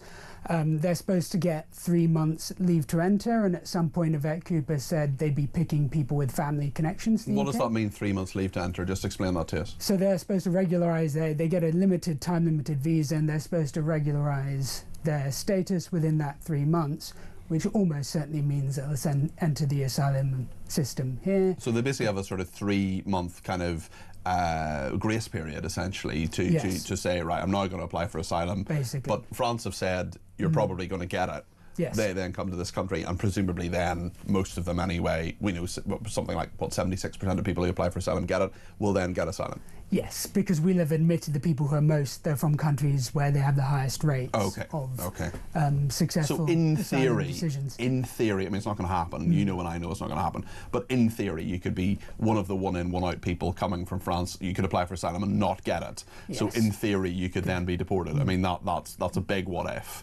I mean, hats off to the Home Office and Foreign Office lawyers who drafted a 20-page treaty that gives away absolutely no potential PR. You've read pitfalls. I have read it to try and get some clarity on the questions your listeners are asking, but there's no clarity to be had. So there's very cagey about who could be in scope, and everything which is of interest to us in a journalistic capacity is pushed into guidance or into documents that aren't released. So Shabana Mahmood sitting beside you, what would you ask her about the one in, one out scheme? What are the questions that you think are absolutely fundamental to answer that haven't been answered so far? No, I think we know the answers on the one in, one out deal because we can just see from the modalities and practicalities of it. I think with Shabana Mahmood, there's some interesting questions if you had her as a guest to be interrogating her about the sincerity of the stuff she's saying based on past actions and how realistic it is to say, for example, we're limiting modern slavery when the bill she's superintending on border security is repealing the provisions of something the Conservatives passed in 2023, which tried to exclude how modern slavery is used as a way to get out of deportations. And so with all the stuff Labour does, there's a lot of noise and a lot of press briefing, but there's a clear incoherence between the different strands of what they're trying to achieve. And then on top of that, as we both know, the Home Office is a department with severe internal challenges. Yeah, you're absolutely right. You're absolutely right. I wonder what you make of some of the protests that have happened, just from a legal point of view, from your evaluation as well. We have Keir Starmer today talking about populists who exploit the England flag to stir up violence, division and threats to our democracy. He says he's listening to them, but I just wonder, he says, when populist politicians, convicted criminals and foreign billionaires take to the stage to encourage violence, make racist comments and threaten our democracy, it casts a dark shadow of fear and violence across our country. I mean, free speech is, I don't want anybody to incite racial violence, I don't want anybody to incite violence of any kind, but free speech is really under pressure in this country. JD Vance has said so, we see it all the time. My Twitter feed is full of people with lots of different examples. From your perspective as a former government lawyer, what's your view on this? I think that the accusations of there being two-tier policing of speech are pretty robust. Sometimes you look into the cases and there's a bit more to it, like the interactions Graham Lineman was having with that trans woman. There was a bit more than just saying he was biologically a man. But in general, there is quite a lot, and same with the actual contents of Lucy Connolly's tweet were fairly vile, but there is a legislative asymmetry between how the incitement provisions within the Public Order Act can basically only apply to people who are white, and how inciting racial hatred against minorities as compared to police free speech and pretty aggressive things that are said by other minority groups, which see very little consequences, both as a result of the legislation and operational decisions taken by police and enforcement authorities. So is your view that the law and the operational side of things can be seen as racist in some way? I think it's trying to protect minority groups in a way that is unfair. It should be that speech that is offensive but is not criminal and criminal in the time-tested sense, not in the recent way it's free speech has been policed, i.e. Are you actually inciting imminent violence? Yes. Should be fine. We should be able to disagree, and people should be able to say unpalatable things that are offensive without the police being involved. That fundamentally shouldn't be criminal matters. I wonder if the team behind the glass could just get Nick on the line from London. Could we give Nick a ring back? He rang in earlier. I think he might have a chance to chat to Amar if we get him on the line. It is interesting from the immigration perspective, certainly, that we had one in, one out as something the Conservatives actually wanted to do. Yeah. Do you think, with your view of all the political parties and looking at all their different policies on immigration, that Reform UK would completely repeal it, or would it be part of what they would do you think? Repeal what? Sorry, one in, one out. One in, one out. I imagine it'd be superseded by the other things that they're trying to do. The Conservatives, you're right, tried a flavour of this for years in office. They've said considerably more robust things in opposition. There have been a little bit less detail with the Conservatives than with Reform about how they'd operationalise it, but they're also looking at robust domestic deterrence to basically get rid of the incentives and the pull factors, and that's again at the moment Reform's policy, rather than ramping up French cooperation, because the French have been patchy, let's say, in how they've enforced. Tell us a bit more about Reform UK's policy as you understand it, just on the incentive bit, because there are so many people who want a deterrent, who often say, why is it that people coming to this country get benefits when they've contributed nothing to this country? Why do they get free healthcare, for example, when they've contributed nothing? Whereas if you come legally, as just two of my friends off the top of my head, my friend Olivia and my friend Sarah, both for years paid quite a whack of money to get NHS provision, and rightly so. I'm not saying they shouldn't have done that. I'm simply saying they played by the rules, but many people don't. So I'm not sure that Reform have specifically commented on the support that asylum seekers get, both pending a decision being taken on their case and after that, which almost inevitably takes them on a path to getting universal credit. Sure. But at that stage they are able to work. What Reform has said is anyone who arrives illegally will be deported. So it is the most robust of any political / policy proposal I've seen out there. There are, still, I'm sure they will probably flesh out their position on how people who've arrived in the country legally can access the benefit system. Currently, it's basically until you get indefinite leave to remain, which can usually takes 5 years. You can't get free NHS care, and you can't get access to most benefits, except if you're vulnerable. Amar, great to talk to you as always. You've demystified so much for us. Thank you, Amar Johal. They're former government lawyer. He specialises in constitutional, Brexit, EU and regulatory law. We couldn't get Nick on the phone, by the way, but he's welcome on the show if he does get back in touch. Loads to discuss. We're going to talk to one of my favourite guests. We go from one of my favourite guests to another favourite guest, Daniel Britton. He is just, if Daniel Britton didn't exist, we'd have to create him in a lab. He is a parliamentary, constitutional and ceremonial historian and broadcaster, and he's going to talk us through some of the really crazy, interesting historical stuff that's happened this week with the state visit, and certainly looking at the implications of all of that as well. Let me know your thoughts on anything we're talking about today. 0344 499 1000.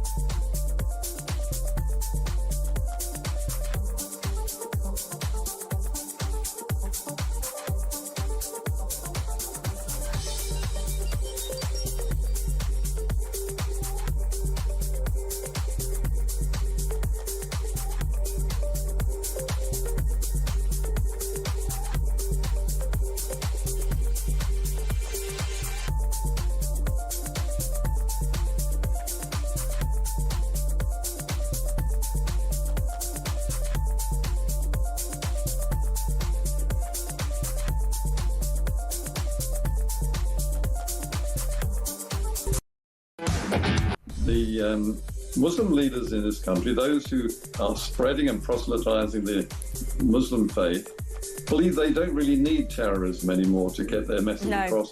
They are doing it through the ballot box and the womb. Exactly. And that is the expression that was accepted by a leading member of the Muslim member of the House of Lords. And this is the problem we face. While we sit there like frogs in a saucepan, the water's boiling. In fact, I think we're already hard-boiled.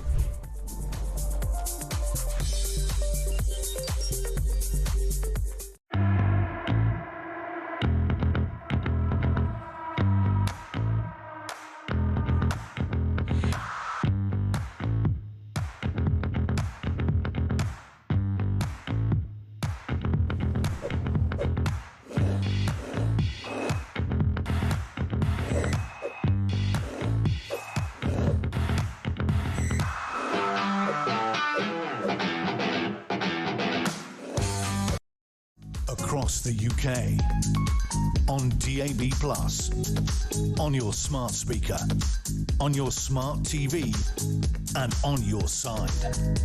This is Talk. Well, Daniel Britton is one of my favourite guests. He is a parliamentary ceremonial and constitutional historian and broadcaster. And Daniel, you've been looking very closely at what happened with the state visit this week. There's a lot of politics, which we're not going to get into because that's not your bag. But from a ceremonial, from a constitutional state of things, I mean, how rare is it, first of all, to have a second state visit? And did this one really differ very much from the first one? It is pretty rare. I mean, I think I'm trying to think if someone ever has made a second visit, but I don't believe so. And this was, therefore, in that respect, very, very significant. And we did it quite deliberately. As you know, the politics can't be kept out of this entirely, Peter. And politics was very much behind this second invitation. Because why do we have state visits? Not because we necessarily absolutely love the person visiting, but because we want to work with them. And with the second term of Trump's presidency, we want to work, the British government wants to work, with the new president, President Trump. That's the reason. It doesn't mean you adore them, but you do want to work with them. And, yeah, the politics does come into it. Of course, I'm yeah. going to go into that in a minor way. But that's why we have them. But he was certainly incredibly unusual. Maybe there is something in the distant past, but I believe this is only the first time that someone's been granted a second state visit. Some US presidents never got a state visit. And what makes a state visit? What is it about it that is a state visit which is different from the times that Trump has simply been here jetting in for talks or for other reasons, you know, for a funeral of the Queen, for example, or other reasons? What is the difference? What makes it a state visit? Because it's an absolute massive diplomatic push. And you use all your resources. That's not just the government, but the royal family, and particularly the head of state, the King. And the King is a master of this sort of thing. He is the master diplomat. I don't think King Charles wakes up every morning saying, drill, baby, drill. But he knows that in his job as head of state, his job is to welcome the president and lay on the happiness with a trowel. And that's exactly what he did. Now, you mentioned the politics. I was just reading just recently that when President Trump was talking about what he talked about to the King at the state visit, well, the King mentioned the trade deal. Good area to talk about, because who's against a good trade deal? So Yes. It's a really safe area for the King to talk about. But I suspect he was putting in a bid for maybe lowering the taxes on the tariffs on steel, little gentle stuff like that. In terms of politics, I don't think the King's politics are really at all similar to President Trump. Not only the oil, he very much in his speech mentioned the environment more generally and the importance of nature. And, he wasn't scared to say those sort of things. King Charles is a very activist head of state. And I think this was a golden opportunity.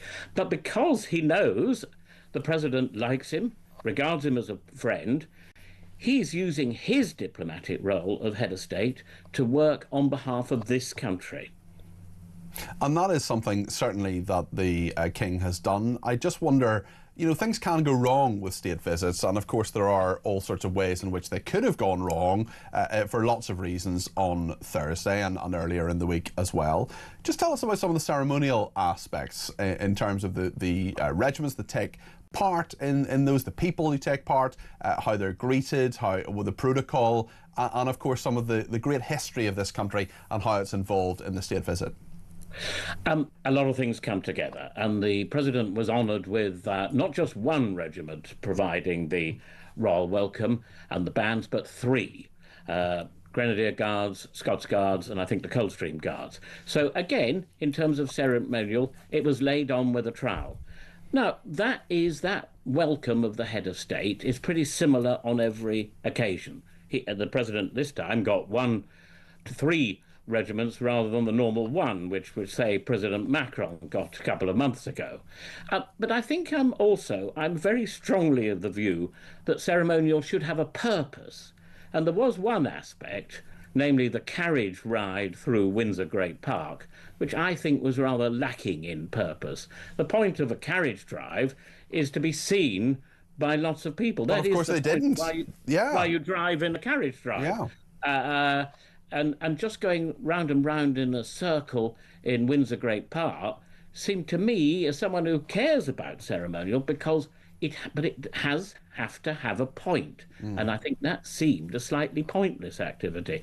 It might have been better, I suspect rather better from Trump's point of view, if it had been in the open carriages, but they were a bit worried about the rain. So that was a bit I didn't wow. Yeah, well, I know what you mean. I wonder just when a state visit does happen, how tricky it can be, especially when you have all sorts of people from the White House side in this case who want everything to be perfect. We heard a story about apparently White House chefs tasting the food, making sure it was up to scratch for the state banquet, and actually perhaps telling the royal chefs that they were a bit annoyed. They perhaps got a bit annoyed with that when they were talking about that, when that was apparently happening. Can it be difficult for the state that is being hosted to actually keep out of it and let those who know what they're doing get on with it?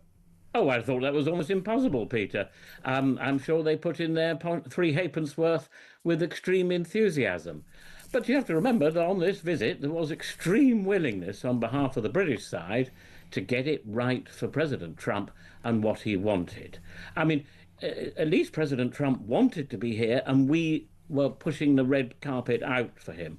There have been other state visits in the past. I'm thinking of President Ceausescu of Romania, which wasn't, I know, the Queen's favourite state visit of all time. Very difficult person to deal with. And there have been others like that, because they are a diplomatic tool, not a would you like to come here for a holiday tool. Sure. Daniel, great to talk to you as always. Thank you very much indeed. That's Daniel Britton there, who is a parliamentary ceremonial and constitutional historian and broadcaster. And this story was in the Express, saying that relations took a turn for the worse when members of Mr. Trump's Secret Service team entered the Windsor Castle kitchen to oversee the culinary preparations. Tempers are said to have frayed, with the source claiming chefs grew frustrated as agents kept checking and even sampling the food. A palace source denied the claims. Maybe they're just hungry. Maybe that was it. Listen, thank you to everybody who has been in touch. Loads to discuss in the next hour. We've got the former UK ambassador to Yemen, ex-coordinator of UN sanctions and threat assessments. He's going to join us in a second about whether Starmer should recognise a Palestinian state. Also want to say a huge thanks to Margaret and Lisa in Birmingham, who have sent me a lovely message that I better not read out, otherwise my head will explode. See you in a second.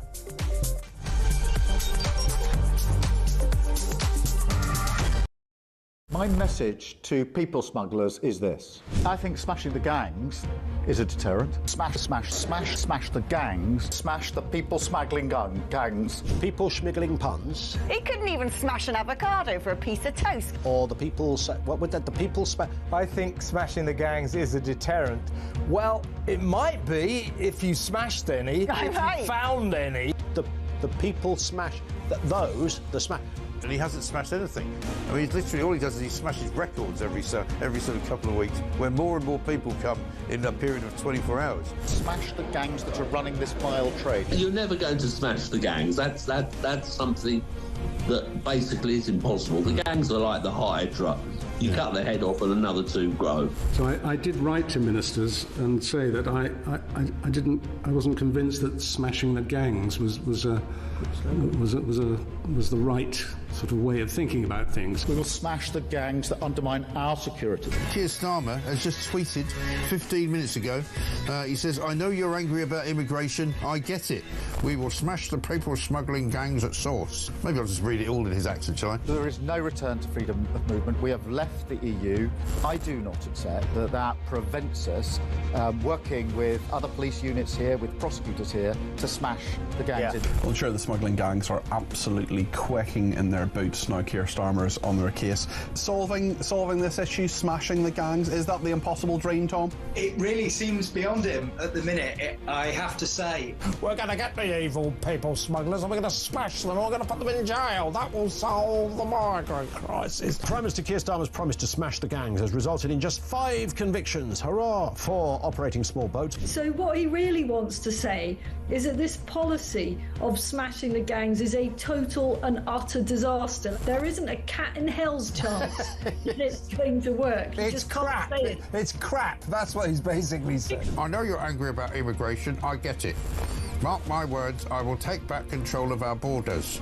That means cutting migration, ending the use of asylum hotels and ramping up our efforts to stop small boat crossings. It's like a parallel universe, the real world, as told by the impressive David Bolt, and Keir Starmer and Rachel Reeves' fantasy world. We will smash the people smuggling gangs at source.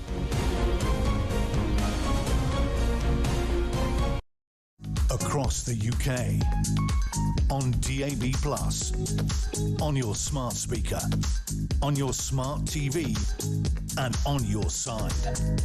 This is Talk.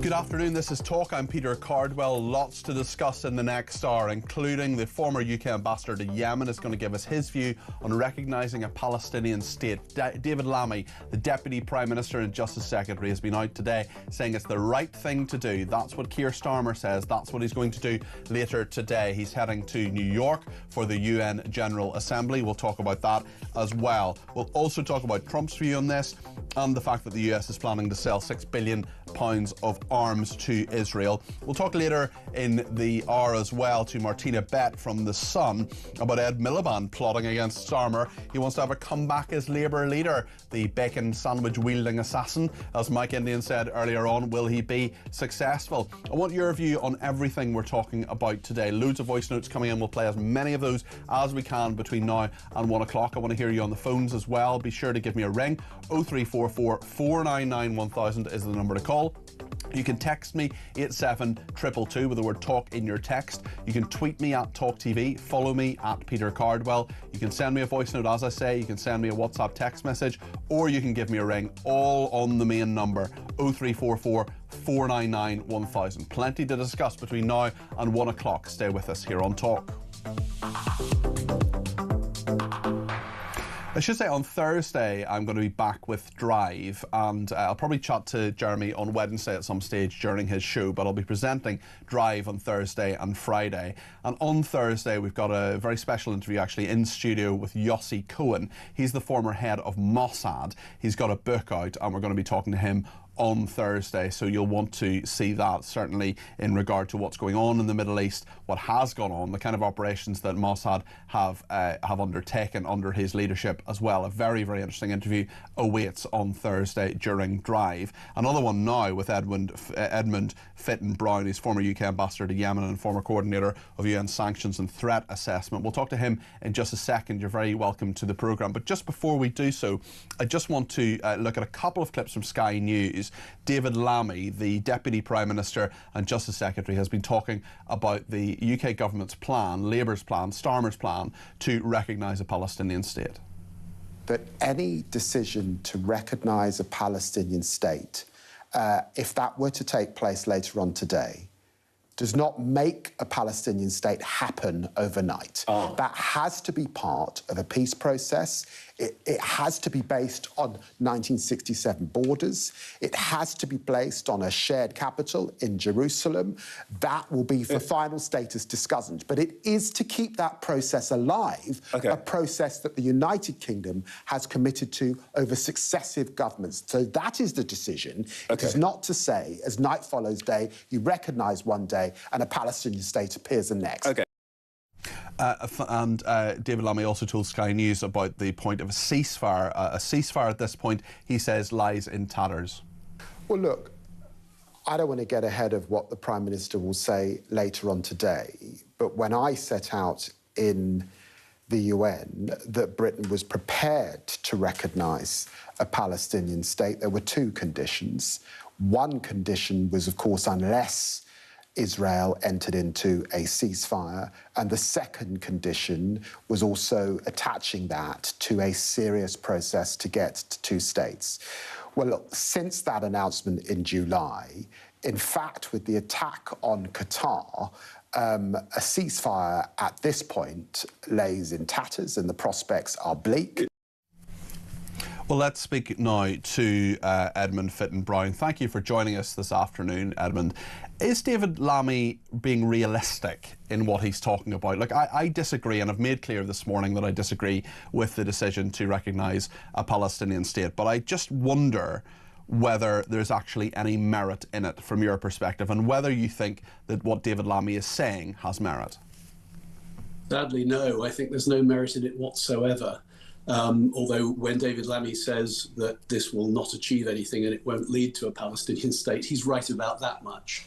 Unfortunately, when he talks about the ceasefire being in tatters, it's really important to remember that Marco Rubio, the American National Security Advisor and acting Secretary of State, has stated in terms that the British and French decision to recognise Palestine without making any conditions upon Hamas has actually prevented a ceasefire. Has prevented, I mean, that is such a strong thing and correct, I think, as well. And do you think it's fair to say this has given succor to Hamas? They've welcomed it. They've said that this is a good thing. Some may say 147 states recognise a Palestinian state, maybe 4 more or 1 more in the UK. Doesn't make much of a difference, but it does in some way, doesn't it? It does have an impact. Well, it does, because Britain and France and Canada, who are also on this same train, and Belgium and Australia, these are significant countries, and Hamas have welcomed it, as you say. They've celebrated it, and from their point of view, this is a major reward for the largest terrorist attack of recent years in 2023. So do you think it is fair to say that actually this isn't going to put pressure on Israel, it's not going to end the war, and it's not actually going to lead to a permanent peace settlement? In fact, it could, in theory, do the opposite. I think all of those things are true. And by the way, I think the defence that says it doesn't really matter is not a good defence if we're trying to hold on to our position as permanent members of the United Nations Security Council. That means that we in France are claiming international leadership. And we used to show international leadership. But in this case, we're simply following the herd. We're doing what Spain and Ireland did earlier this year. How should we show international leadership? What should the UK do, especially when we have polling that shows that 87% of people in the UK, JL Partners, a poll over the last couple of weeks, disagree with this decision? And 70% of the French people disagree with it as well. I mean, showing leadership is, for example, what the Americans are doing in actually pursuing the hard work, the graft of trying to bring about a ceasefire and a hostage release. Now, of course, they haven't been successful, but they have been trying, and they are clear that we have undermined that. The other way that leadership can look is where a serious country like Japan or Germany looks at this decision and says, no, this is premature. There are legal requirements for recognizing a state. The Montevideo conditions, they simply have not been met in any way by the Palestinians. So leadership can look like saying, we hear that a lot of countries want to show solidarity with the Palestinians and want to appease their electorate by doing so. But because we are serious and international leaders, we are not going to follow the herd. Is there an unpalatable pragmatism that you think may have to be adopted to get peace, to get some sort of way forward here, even a two-state solution, which is something, ironically, that Hamas don't want. They want a one-state solution, and many people in Israel don't believe can happen or is desirable to happen. I was there within the last fortnight, actually, and spoke to quite a number of people who expressed that opinion to me. Britain negotiated with the IRA, put them in government in Northern Ireland. Is that, do you think, what will happen in a Palestinian state? I know it's very hard to predict the future. I'm not asking you to do that, Edmund, but how could you perhaps plot a way forward here? Well, first of all, I think we need to engage with the humanitarian solution that's being offered by the Gaza Humanitarian Foundation, which is a US and Israeli effort to get aid into Palestine. It's very striking that the United Nations has not wanted to engage with that. Why is that, do you think? Well, this is because, unfortunately, the United Nations Palestinian Refugee Agency, which is known as UNRWA, UNRWA, is hopelessly penetrated by Hamas. Hamas has enriched itself by seizing aid. And of course, the building of the tunnels, the extraordinary network of tunnels under Gaza, which were used to prepare for the attack on Israel, a lot of that was done with things like concrete, which were effectively taken from aid. So that tunnel complex was paid for by Western taxpayers. So we need to engage on humanitarian relief, but we need to stop it from being exploited by Hamas for their own purposes. Just within that, I'm sorry to interrupt you, Edmund, but it's really interesting because I'm sure all of us in this conversation, and I mean our viewers and listeners as well, and all of the guests, we want the humanitarian situation in Gaza to be solved. We are not happy, of course, that innocent people are dying. I just wonder how innocent, and this is probably a slightly impossible and unfair question, but you've been brilliant so far, and I really want to get your view on this. How innocent are the Gazan people here? Because Hamas, of course, are a coercive force. They're people who rule with an iron fist.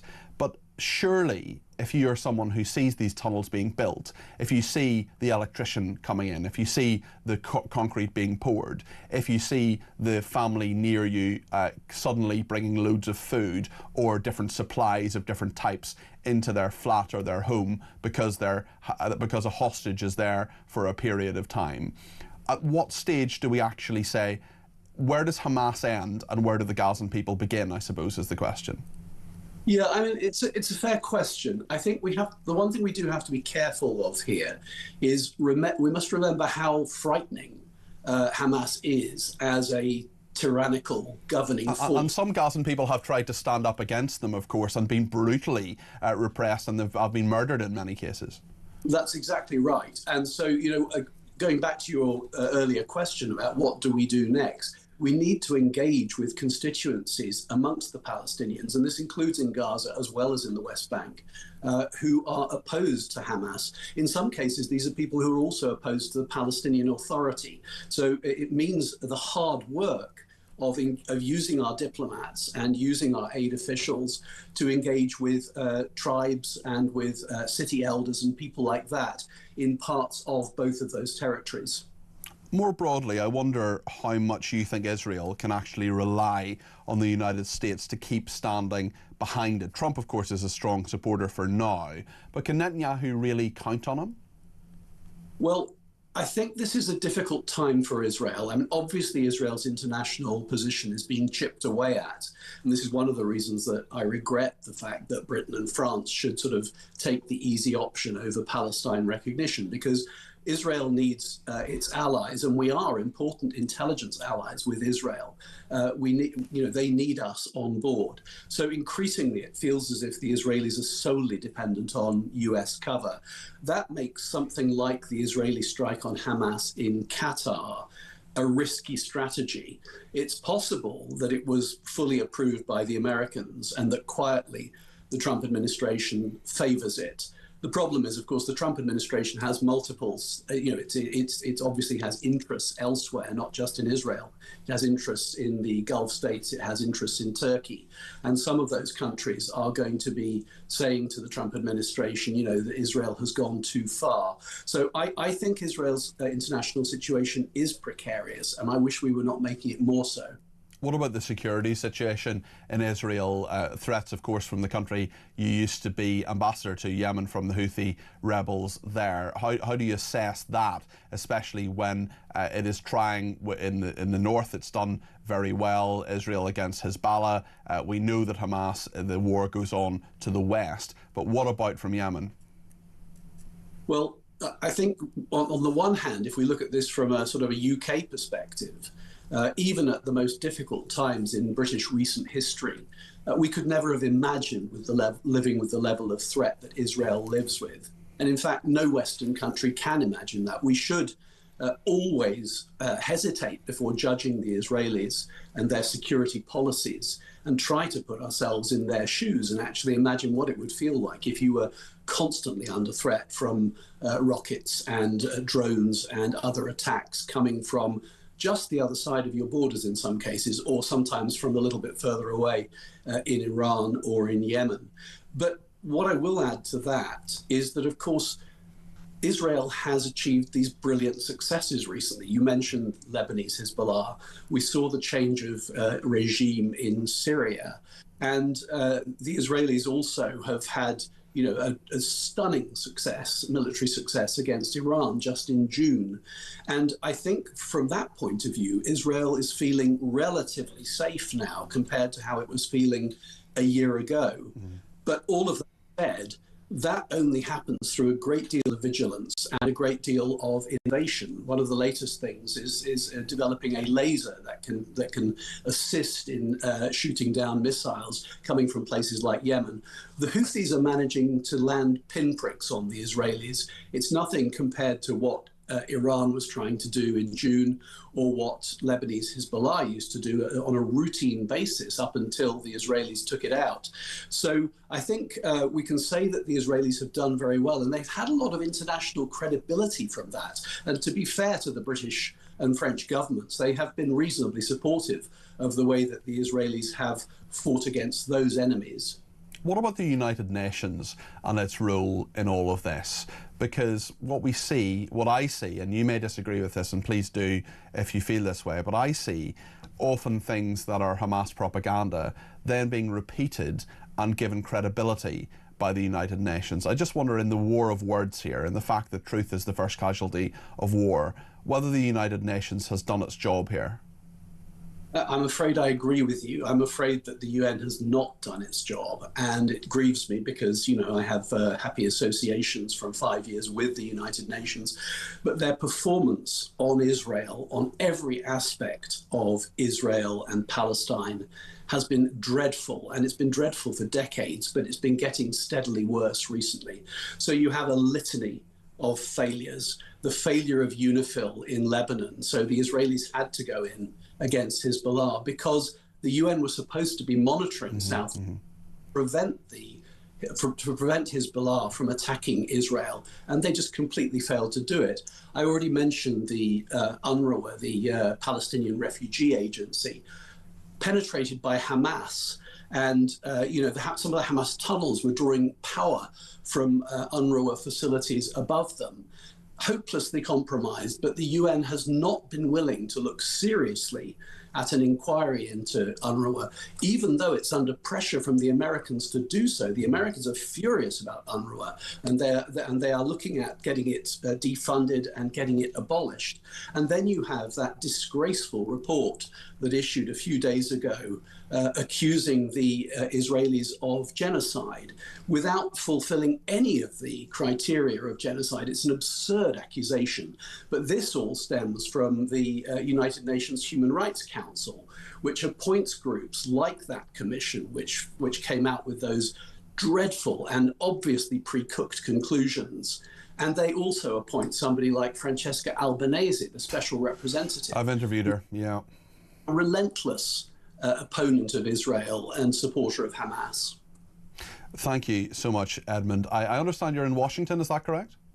I'm actually based in Austin, Texas. Oh, are you? Okay, I've been to Austin, actually. It's a brilliant place. So, listen, I know it's an early start for you, so I really appreciate you getting up, although from what I know of many international diplomats and people like you, you're often early risers, but I really appreciate you joining. I've learned an awful lot from our discussion today. Thank you. Thank you. I'm always happy to join you. Thank you. That's Edmund Fitton-Brown there, former UK ambassador to Yemen and ex-coordinator of UN sanctions and threat assessment. He's also senior fellow at the Foundation for Defence of Democracy. Really interesting to talk to him. First time I've done so, will definitely not be the last. Let's hear a couple of voice notes before the break. Let's hear what Anna has to say. She sent in a voice note. You can do this too on 0344 499 1000. This is what Anna has to say. Morning, Peter. Anna, sorry. Just listening to your description of the kibbutz and the Islamics who were wandering around it, looking for ways to attack it. We are 5 minutes from the same type of attack on British soil. I can see it unfolding in front of me, and the calm, collective way that the Labour Party tried to gaslight us into thinking these people are here because they're desperate or they're here to help us. We're 5 minutes behind Israel, and Starmer's betrayal of Netanyahu and the Israeli people absolutely disgusts me, and we will look back on this and wonder why we didn't see what's happened to Israel as a warning to ourselves. Cheers, Guy. Love your show. Anna, thank you. I appreciate that. Gary has been in touch as well.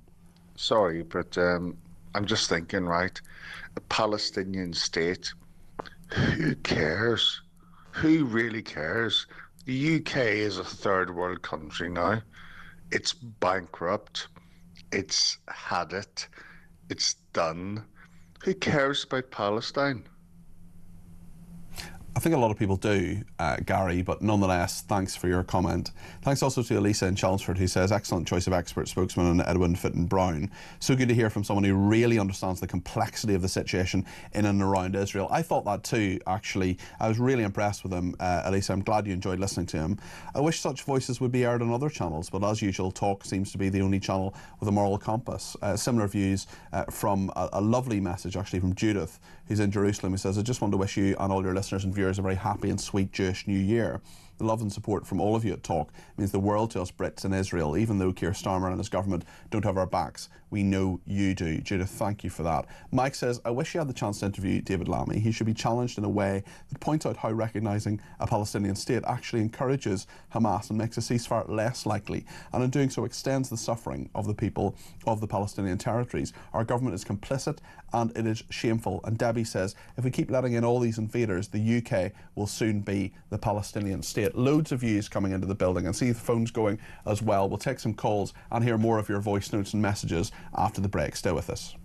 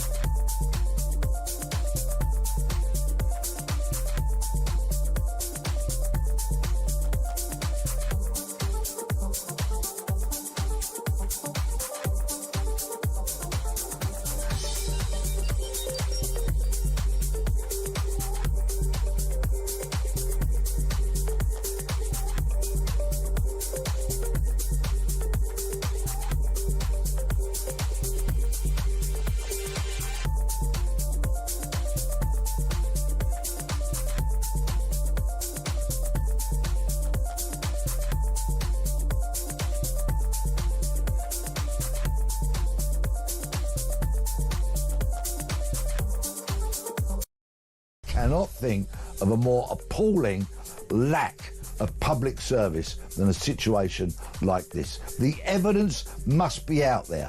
The evidence to justify putting these people on trial for misconduct in public office must be there. But the IOPC weren't looking for it. They bottled it. It's an establishment cover-up, whitewash, and that is why we live now in a low-trust society.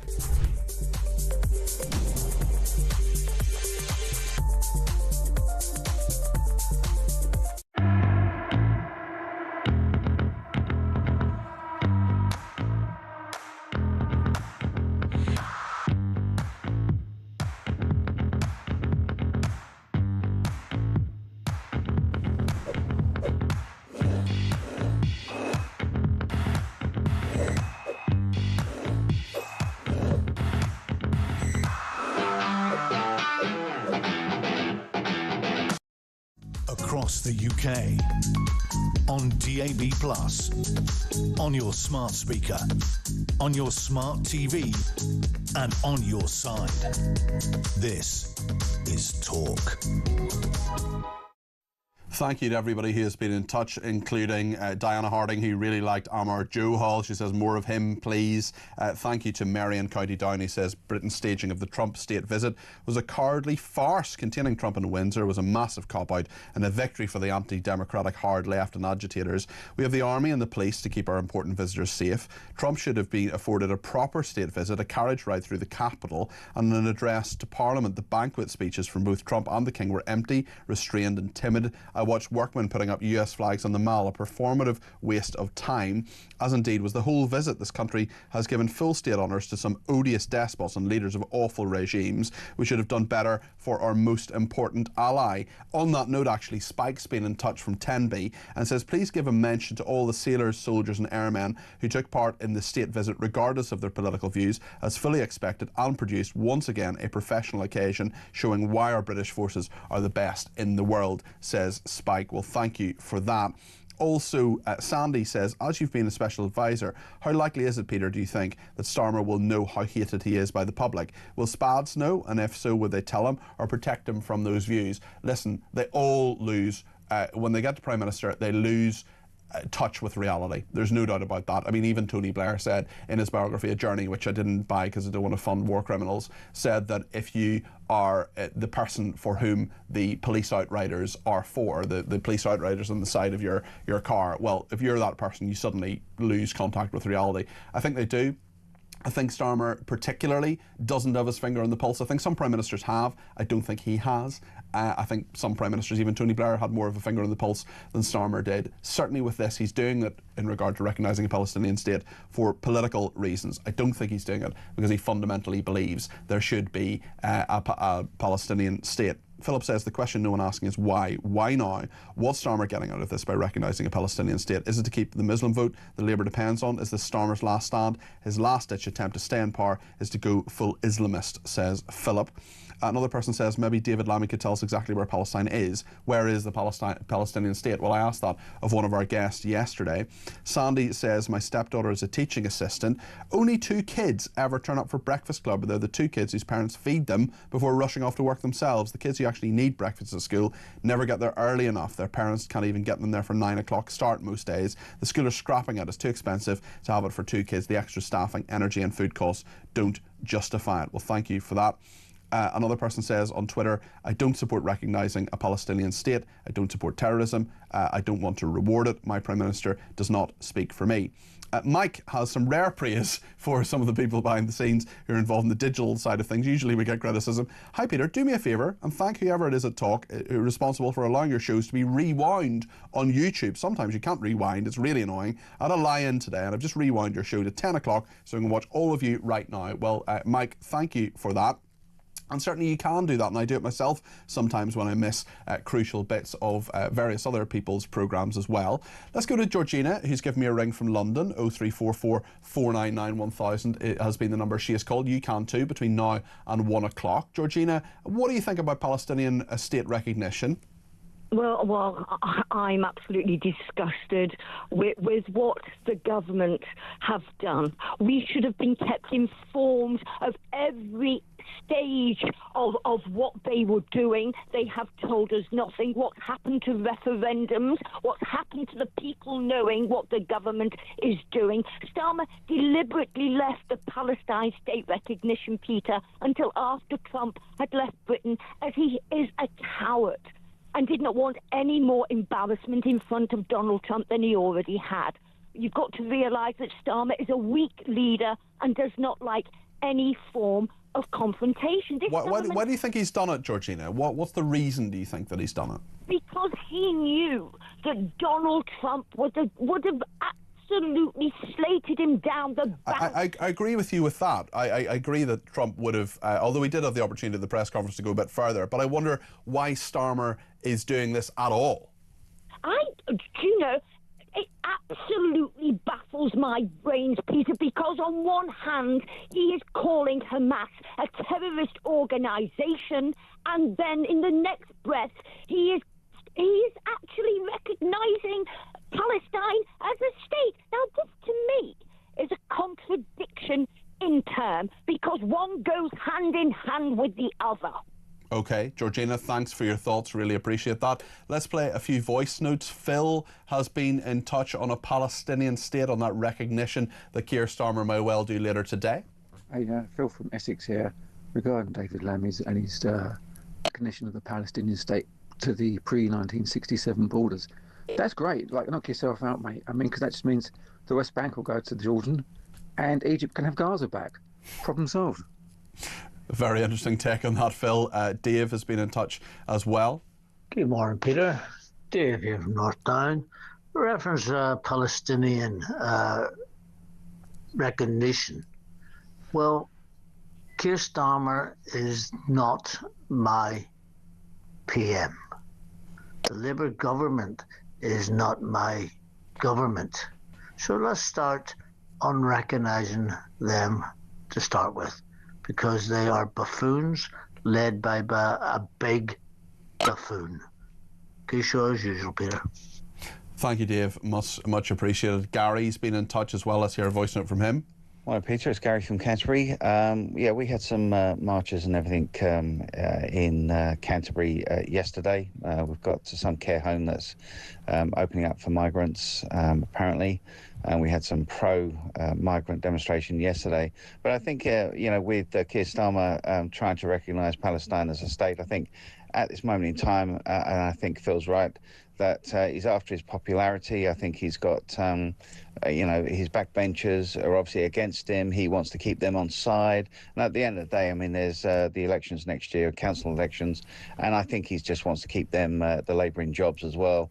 At the end of the day, I think it's just a little bit of a smokescreen, and he just wants to get some popularity up. Anyway, thanks for a great show. Thank you, Gary. Much appreciated. Let's hear one more before the break from Craig. Morning, Peter. I just wanted to make a point on David Lammy, brains of Britain, who actually destroyed his own argument in his statement, where he says, just when we recognise the state today, doesn't mean it will appear tomorrow. If it's not going to appear, that means it obviously doesn't exist. If it doesn't exist, how can you recognise it? It kind of destroys his own point. Craig, thank you for that. Hard to believe that David Lammy would make an incoherent argument. If you haven't done so, in 26 minutes, I implore you, when the show is over, I implore you to go on YouTube and look up David Lammy, Celebrity Mastermind. You will not be disappointed. Lots more to come. We'll talk to a political correspondent of The Sun, Martina Bett. She will be with us to bring us through all the politics of this week in just a second. We'll hear much more from you as well if you want to get your call in, if you want to get your voice on the air in the next 25 minutes. 0344 499 1000. Stay with us.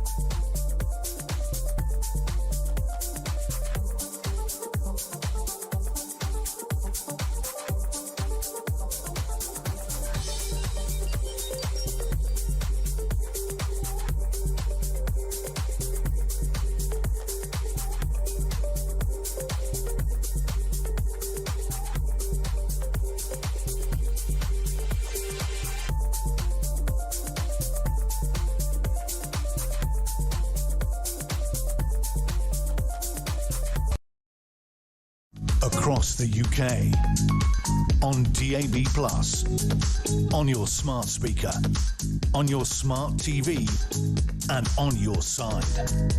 This is Talk. Jeremy Kyle, as we were saying there, will be here tomorrow with Drive from between 4 and 7, Monday, Tuesday, Wednesday. I'll be back with Drive on Thursday and Friday, and on Thursday I'm going to have Yossi Cohen in the studio. He is the former head of Mossad, the Secret Service, the elite Secret Service in Israel. We're going to talk to him. He's got a new book out. I'm really looking forward to that interview. It's going to be fascinating and get his views on all that the UK is doing, including recognising a Palestinian state. That's the big political story today. Martina Bett is with us now, political correspondent at The Sun. Good afternoon, Martina. Good afternoon, Peter. Thanks so much for joining me. This Palestinian row, really. David Lammy has been on the morning show saying that it's justified, saying it's the morally right thing to do. Kemi Badenoch says it's rewarding terrorism. Just take us through it, not necessarily from the Middle Eastern perspective, but actually from the domestic political perspective, because so many people, including me, believing that this is perhaps a bit less about Palestinian statehood and maybe a little bit more about Keir Starmer's position and the thoughts of some of his backbenchers. Yeah, and I think you're 100% right. And David Lammy kind of admitted that this morning when he was speaking to the BBC and Sky News. You know, he said that the UK recognising a Palestinian state will have very little immediate impact. Obviously, he goes on to say that that will, sustain hopes for an eventual peace settlement. But he did say that, right now, recognising Palestine will just achieve very little. And this is what it is about, really, because it's very clear it's all about the politics, that Keir Starmer has decided to do this mainly to appease some of his backbenchers.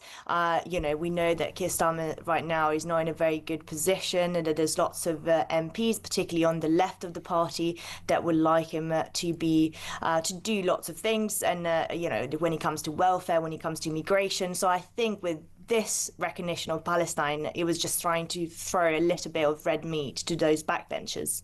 So this is perhaps a pragmatic political decision rather than necessarily one for the right reasons. Hard to believe from Keir Starmer.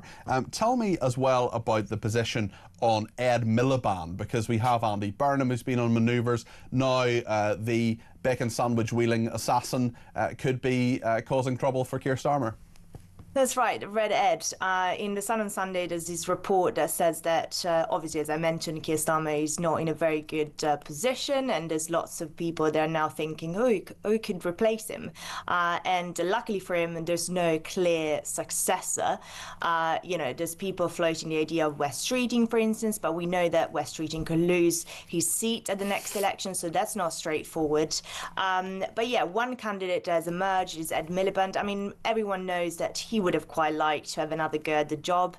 At the same time, I think he himself recognises that he's the guy that lost the election against David Cameron back in 2015. So having another go... And his campaign manager was Lucy Powell, of course. He's also ruthless enough to knife his brother, David Miliband, the only person who's ever left politics to spend less time with his family. That's right. And also, he is very popular among Labour members. That's completely true. But he's also deeply unpopular with the public, with the general public. And we know Keir Starmer is not popular with either, but he's definitely not popular among the general public right now. So replacing it with someone who arguably is even less popular than him would be a very bizarre decision. It's interesting from the Sun on Sunday as well, Keir Starmer slamming populists who, as he puts it, exploit the England flag to stir up violence, division and threats to our democracy. The Unite the Kingdom march was last week, and he says, I know what a source of pride our flag can be and what it means to people, which makes it all the more shameful when people exploit that symbol to stoke anger and division. I know people feel angry that the country they love doesn't seem to work for them, but a small minority see it as an opportunity to whip up hatred. He says he understands what the anger that led to people marching in the Unite the Kingdom demonstration last week. Is this Keir Starmer saying this for political reasons? Is he saying it? Why is he saying this, do you think? Well, he's been saying it for a while, actually. Obviously the flag row deepened in the last few months. Of course, there was the march last week. but he's been saying this for a while. And I think, why is he doing this? I think there's a few reasons. First, Labour has long struggled with patriotism, and he's trying to reclaim the flag, saying that there's pride in Britain. Pride in Britain isn't to preserve is not the preserve of the populist right. Sorry, but also I think it's also about leadership. He's trying to show that he can define the national conversation, not just react to it. I think there have been reports that he's going to spell out a little bit more about his vision for a patriotic Britain. But at the same time, the reason he's doing this is because he's doing quite badly on a few issues, immigration being the first of them, and he's trying to say that he's going to sort it out. But at the same time, words only go so far, because he's going to have to match that with action. And the one in, one out deal that started last week has proved to be incredibly shambolic. So we'll have to see what comes next. But just words are probably not going to cut it. Tell me your thoughts as well on this one in, one out deal, how it's working. 1,047 in, 3 out, Martina. Yeah, absolutely. And, it was the same day on Friday. So we know there was astonishing pictures, really, of mainly men marching through northern France in this town, Gravelines, I think, and, going to get their dinghies. But extraordinary pictures, very visual. And this was the same day that just 2 men had been deported through, under the one in, one out deal. Also, we know that some migrants arrived under the same scheme, which is because it's reciprocal. The Home Office, I'm not sure, has told us how many migrants have come in on a flight yesterday, which is one of the questions that I'll put to them today. But there was this sense that more could come through that flight than the number that we sent to them, because I think so far it's still only 3. And it's just been, as I said, incredibly shambolic, because we were meant to be sending something like 50 migrants a week. We only sent 3 this week. So it's been dogged in loads of legal challenges. We know that the new Home Secretary wants to change modern slavery laws, but it all feels so late, and it's something that the government, to be honest, should have foreseen.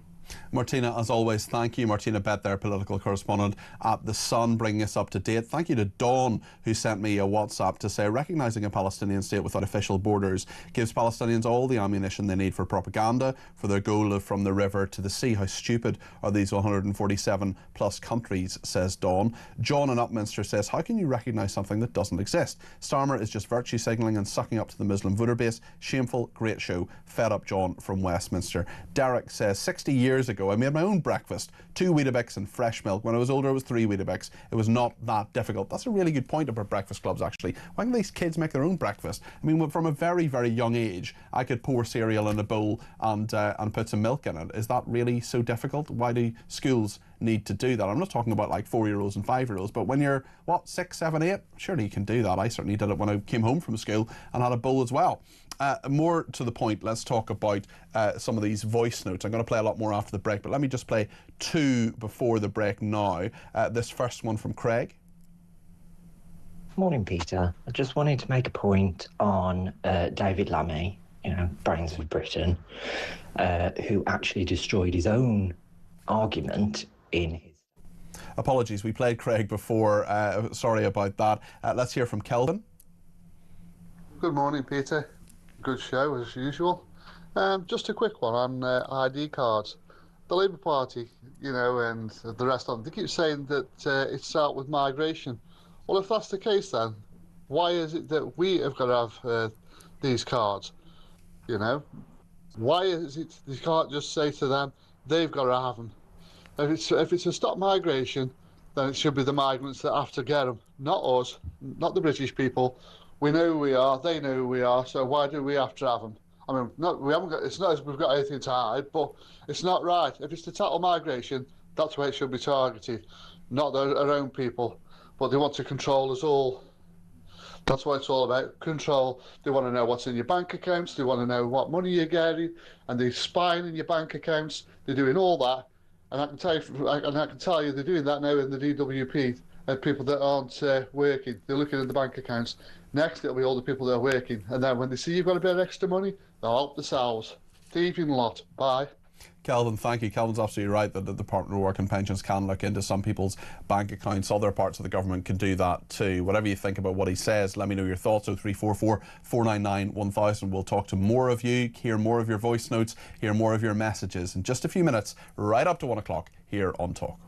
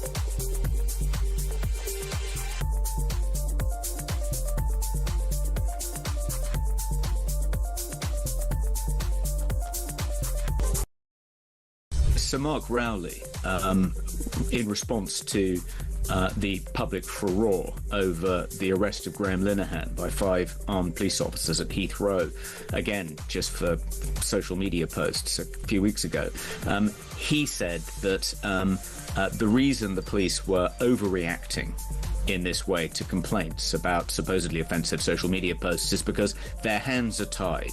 The law in this area is unclear.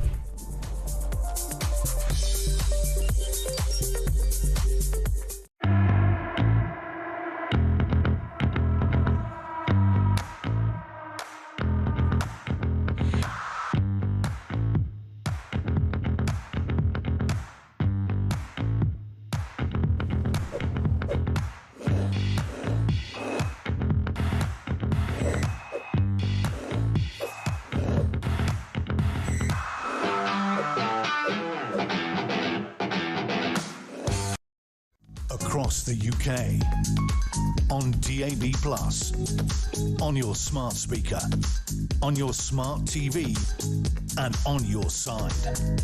This is Talk. Richard's in Wakefield and has given me a ring on 0344 499 1000. Richard, you're very welcome to the programme. What would you like to say? Thank you, Peter. Great show as usual. Thank you. I think I'm getting too old for integrity expectations from politicians. I'm only 41. I feel too old for it. Oh, no, I'm a lot older than that.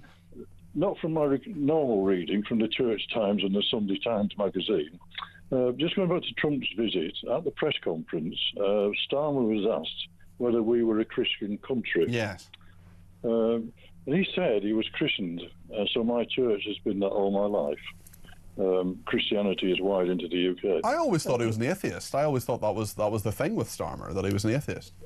Well, he is, because he told the Sunday Times in 2021, sorry, it's a bit sad over here, because I don't believe a word he says. No, that's all right. Let's go. So he told them he was an atheist, did he? Well, he said, I am not of faith, I don't believe in God. And that was a quote taken from the Church Times. Yeah. I also wonder, as an aside, whether Lammy's had a word with Keir's wife, because obviously she's Jewish. Yeah, indeed. I mean, we don't know her views on the Middle East, certainly, but what we do know is that she is Jewish, and she said they have, extended family in Israel. I wonder, Richard, just on the matter of Keir Starmer being a Christian or saying we're a Christian country. To me, he seemed total deer in the headlights when that question was asked. Well, it was. And I think, like everything else he says, when his lips are moving, so recollections differ. Recollections may vary.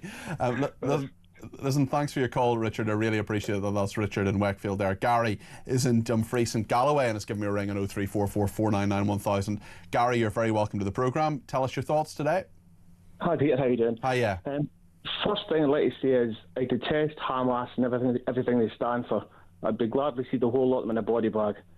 But I've got to really sort of dig up about this debate about, is it genocide, is it starvation? All you've got to do is listen to the public statements from Netanyahu and Smotrich.